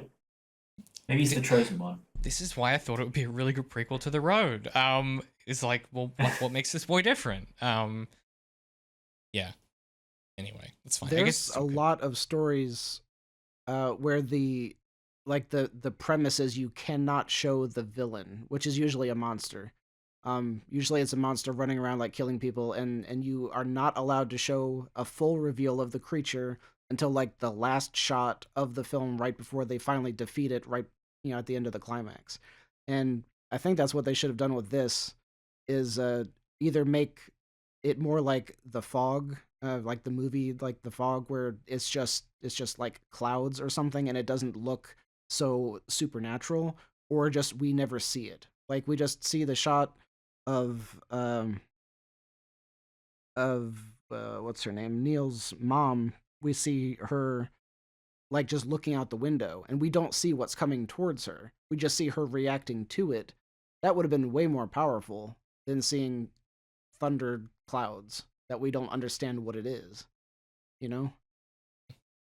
Yeah, but then you'd be sitting here being like, yeah, but we don't see what she sees, so how do we feel what she feels? Like I think that there's a the budgetary like I think if the CG was good, maybe because I agree with you in principle, but I also think that if they didn't do it, it's the kind of thing that you would usually knock a film for, of like a lack of legibility or putting the thing on screen. Yes, but I also want to say that this is very different. Like, this is not a swarm of vampires coming towards you, and that is what it will kill you. This is like the storm represents death by an unseen force. Therefore, seeing the storm, it personifies death, but it isn't the thing that will kill you. So seeing it doesn't necessarily do anything for me. Gotcha. Yeah, that makes complete sense. Yeah, no, I Yeah, I think the other thing that's interesting about it is like the whole premise of the film is that they're asserting that death will happen, not necessarily guaranteeing that it will. And we see him have like the fits and the hypoxia and stuff on the bed. So it is fully conceivable that some people might actually just genuinely survive it, which I think makes the whole thing so much more morally ambiguous. Mm-hmm. Which is sort of that is sort of the point, right? It's like there's a point where it's not like you said. There's literally a swarm of vampire bats that are going to come and eat everyone. It's like a ambiguous thing that may kill you, may not. Yeah, it's like a Schrodinger's apocalypse type thing. Schrodinger's exit. In one box is a dead cat, in the other box is a dead child. It's it's the metaphor is tricky. But yeah, the kind of last sort of plot notes we have is that Bella tries to wake Alex. So she takes her pill and then gives Alex her pill, and Alex is so drunk that when she wakes up, presumably because of the pill, and then goes and throws up, which then is a bit of a problem because they don't have like a second pill. Like every resident is issued one pill. And so yeah, they go downstairs and they do a dance, and yeah, Bella has to stab Alex to prevent her from suffering, which is, it's so dark and funny because it happens so quickly, and you just the confusion on Bella's face and the confusion on Alex's face, it's really delightful. The funniest murder I've seen this year? Question mark? Wow. Yeah, Definitely up there. not a stiff competition. It is very I also entertaining. had the very morbid, I had the very morbid thought that that's not where she should have stabbed her, but then she probably wouldn't have known where to stab her, so it's okay. Yeah, can you imagine interrupting James's like end of the world moment with Sophie to be like, "Hey, I need to stab my girlfriend real quick. Can you tell me the optimal place?" Right? You'd be like, "Leave me alone." Yeah, like I wouldn't know. And yeah, so everyone takes their pills. I love the little details here. Like, Kitty runs away like the second that she takes her pill, and it's just the most like, oh, for Kitty, God, the worst kid ever. The twins are fussing over like getting equal amounts of coke. And yeah, Sophie and James take their pills together. And of course the big thing that happens at the end is that we cut to the morning and there's like ash or snow or something. It's a white Christmas, however you read. I think it's ash, right? Like I'm not crazy, or is it snow? Well, I thought it yeah, was I was snow. like, we don't have a clue where this is taking place. So is that snow, was it caused by the storm, or is it something else? I Yeah, don't know. although it is in the United Kingdom, so it conceivably could just be snow. Could just be snow. Yeah. And I like the imagery of like a white Christmas, like the next morning. I think that's like really Also, like, fun. we're assuming it's next morning. It could be a day or two later. True. Yeah. But yeah, Art wakes up. Although the odds of Art waking up after, yeah. Yeah. He basically sits up. And yeah, he's like the only survivor because he didn't take the pill. And like he's screwed, right? Like there's a moment earlier where he's like, oh, like he's saying to his dad, he's like, just stay with me. Like I can't do this without an adult. And it's a pretty grim ending because it makes you go, what is he gonna do? Like it's a functionally an empty country. There's no good step for him here. Yeah, it's tragic no matter how you shake it. Why, you just drive to the city, meet up with the homeless people? You'll be right. You'll be fine. Meet up with the illegals. Yeah, I was about to Yeah. say that's what. Yeah, but yeah, that's kind of the shape of this. Any big themes or ideas that anyone wants to touch on that we haven't already? Yeah, I had a pitch for the ending. So in stories like this where like one character ends up living, that's usually like the angel or the innocent, like that's the archetype of the character, and there are two others in here that were pretty much the same thing, which was Sophie and then Alex. Like Alex did have like the drinking issue, but when I remember it was Sophie, when Sophie was feeling like awkward when she first gets there, like Alex is the one who walks over and like hands her a drink and like is trying to talk to her and trying to make her feel comfortable. Throughout the rest of it, like Alex is depicted as like the morally good one, sort of. Like she's not really a part of the rest of their awkward conversations and everything. And it's the same thing with Sophie. She's the outsider, who's like kind of like on the moral high ground, and then everyone else is kind of not. At least that's how it came across to me. So you've got these three characters who are the innocent, and all three of them could very easily have survived it, because the way that Alex was stabbed, you could very easily argue it did not kill her. Sophie, just like Alex, Sophie had morning sickness. She threw up the pill. That could easily have happened. So all three of them could wake up. Well, two of them would wake up the next morning, and then they would bandage up Alex and help save her life from the knife wound. So I could very easily see that happening, and I don't know if that's a stronger. It feels to me like that could have been a stronger ending just than having this like one lucky kid surviving versus the three innocents being worthy of surviving. You know, that feels a little bit stronger to me. Yeah, well, life's not fair, Darth, you know? Yeah. No, like I genuinely think like it is a deliberate deflationary tactic to have just the kids survive. I think it compromises what could otherwise be like a complete moral universe of like what you're saying, Darth, which is like that the innocents survive because that's what happened. Like I think it's playing up the tragedy in that regard. It makes his survival mean even less because it's like, well, his survival doesn't actually mean that he's going to be able to survive. It just buys him some time, presumably. Yeah, I think it's playing into the tragedy more than what you're describing. I think would be a more satisfying ending, but I think the film is not necessarily interested in being that complete.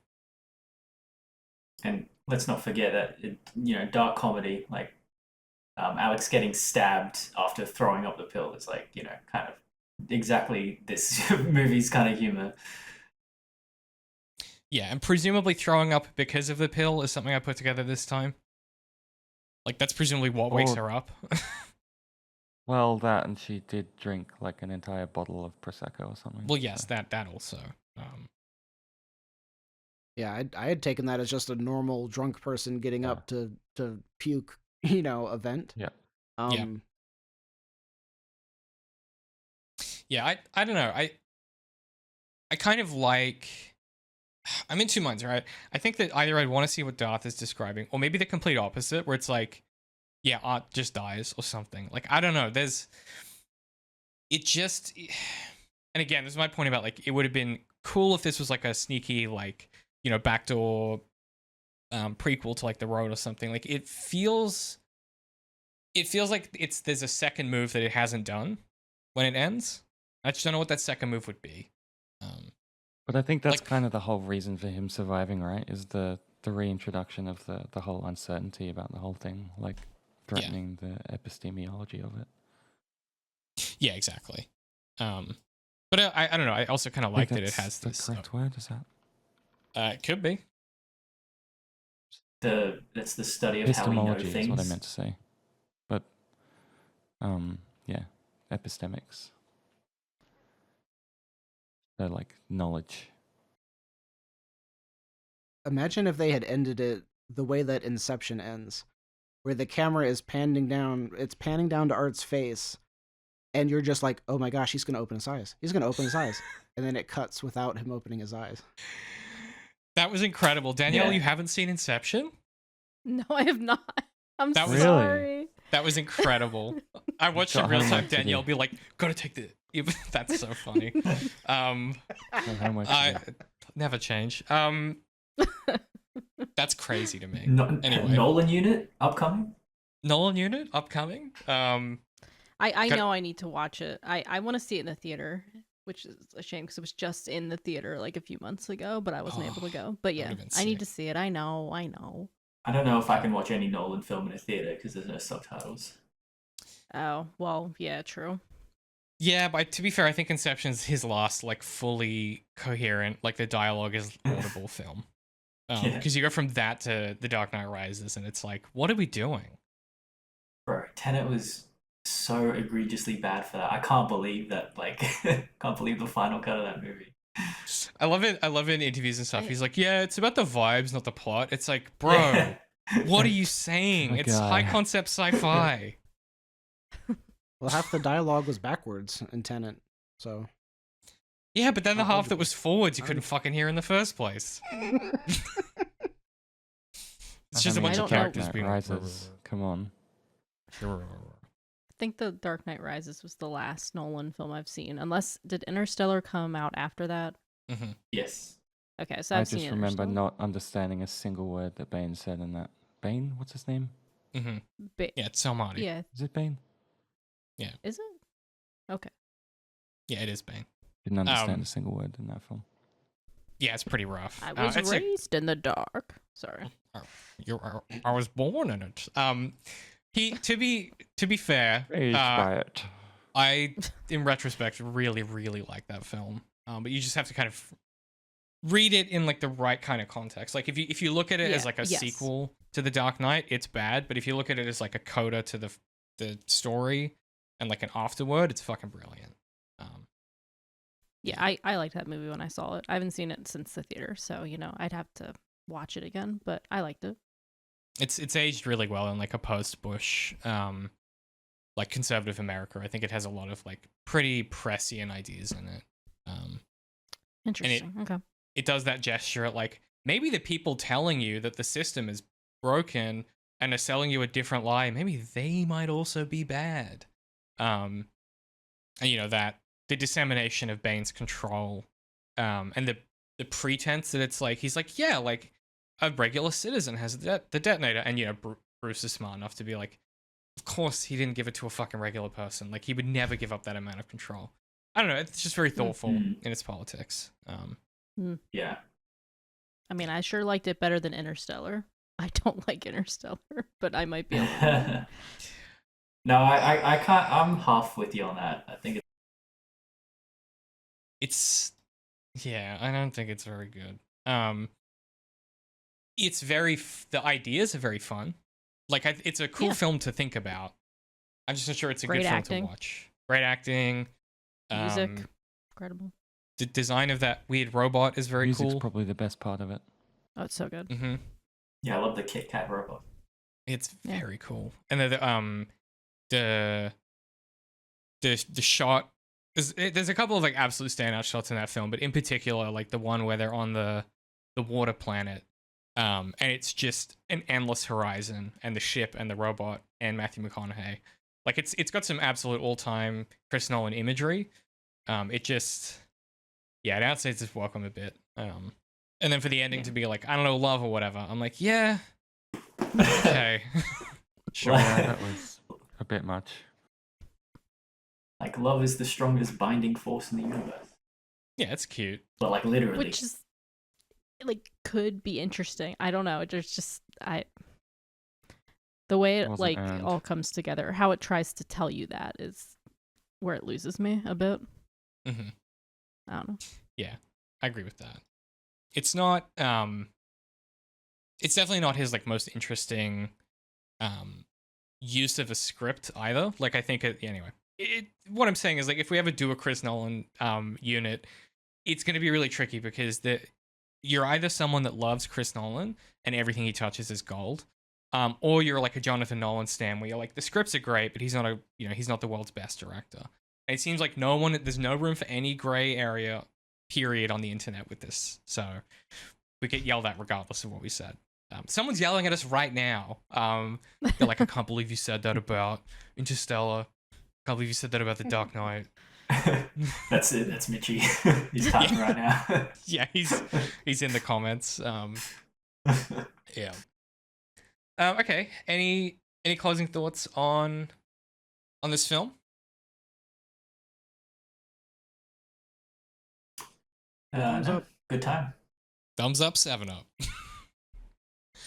Okay, it's impeccably British. Impeccably British, yeah. Absolutely delightful cast. Keira Knightley being used really well for once. I feel like she's sort of had a not been very well deployed in her career post Pirates, I think. Yeah, I thought she was so suited to this role. Yeah. Yeah.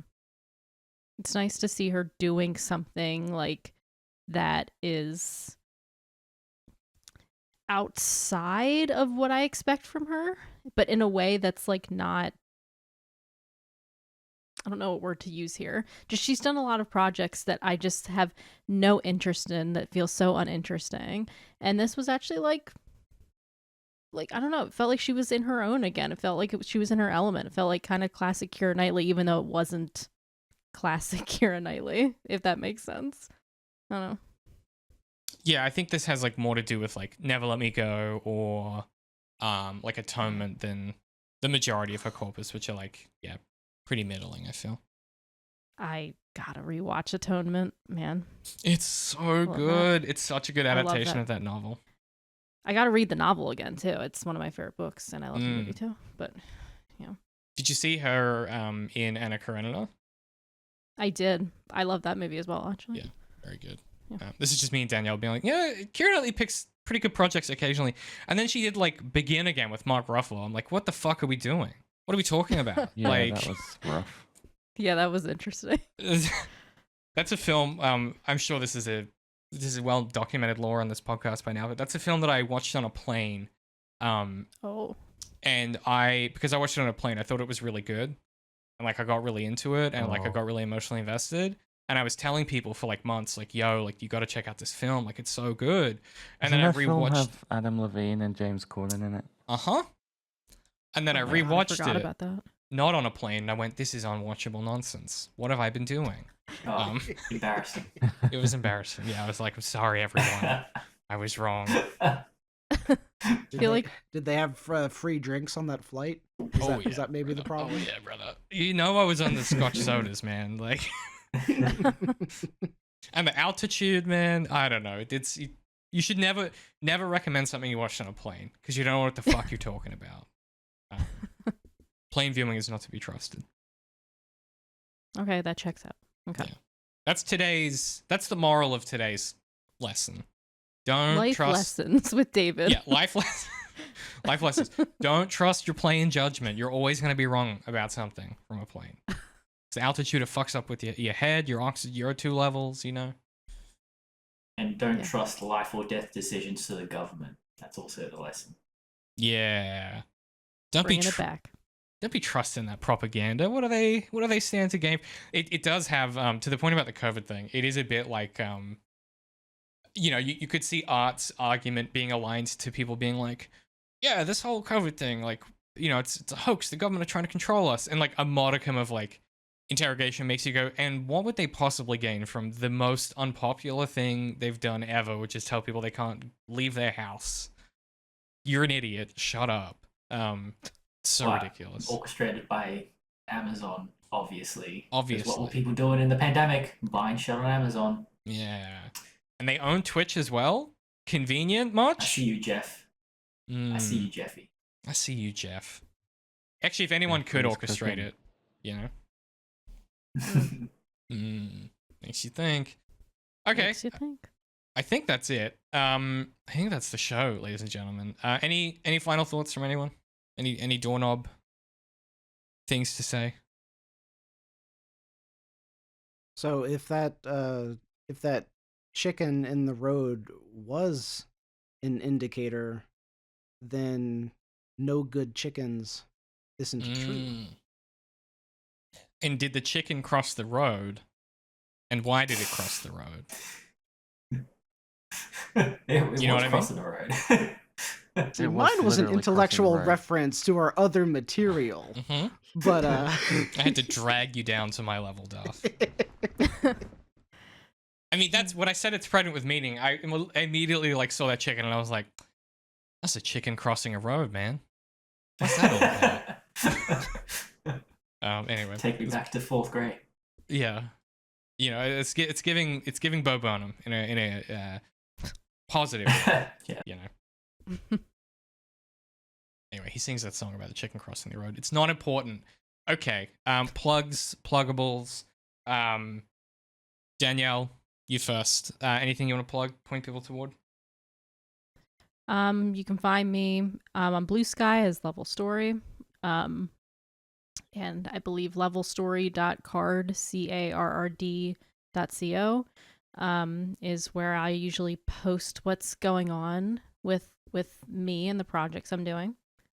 And yeah, I'm not really doing anything actively at the moment, but working on some stuff behind the scenes. Cool.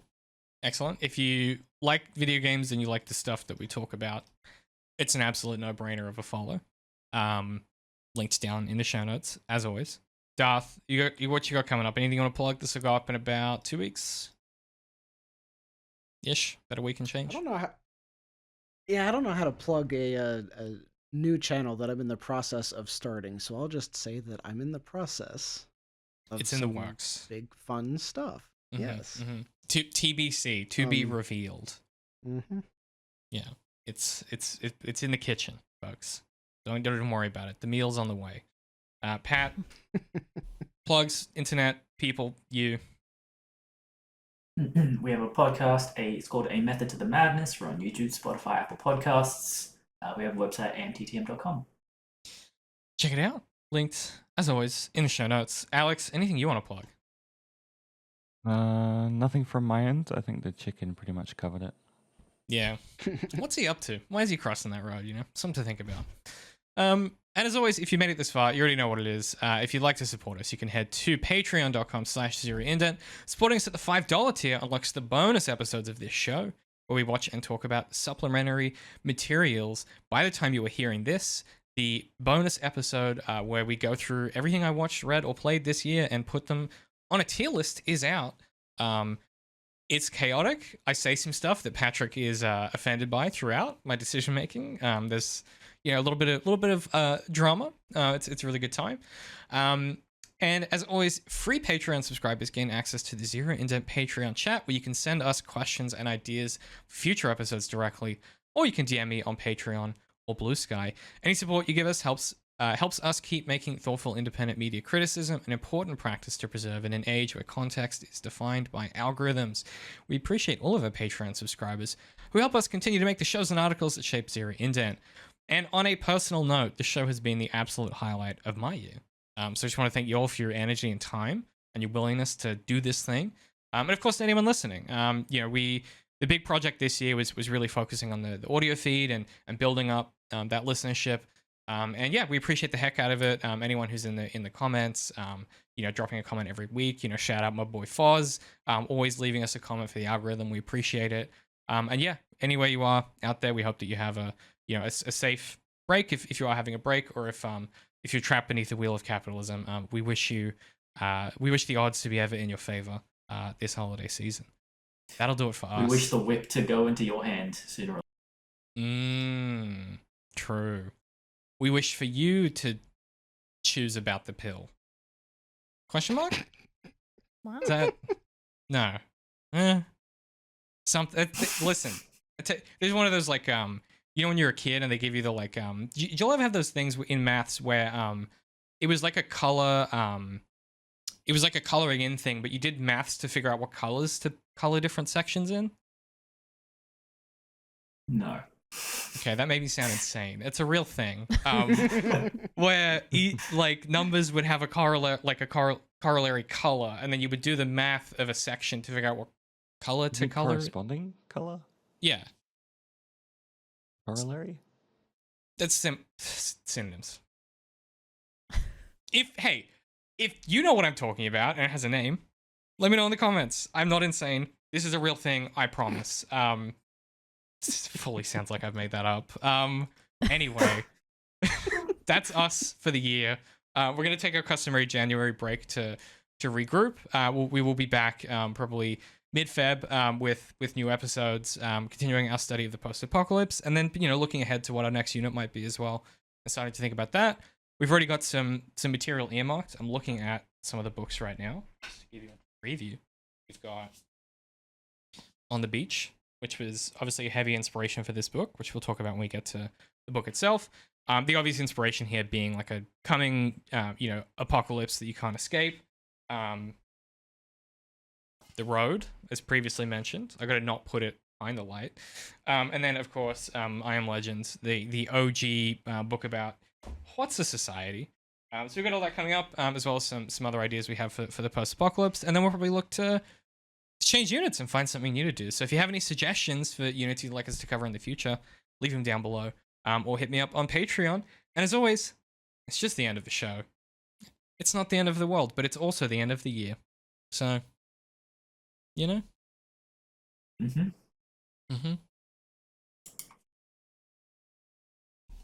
Perfect.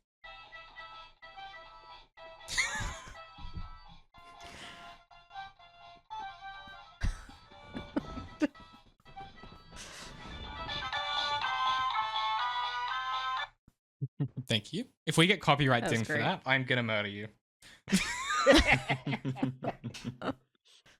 Very good.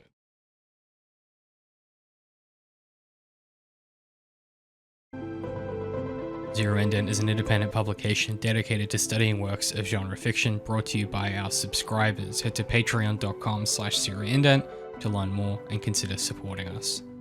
Our theme song is The Swan by Alon Peretz. Our podcast cover art is by Crystal Hatay. Everything else is written, directed, and edited by me, DC McNeil. You can find our merch and books at underink.press and everything we do at zeroindent.com.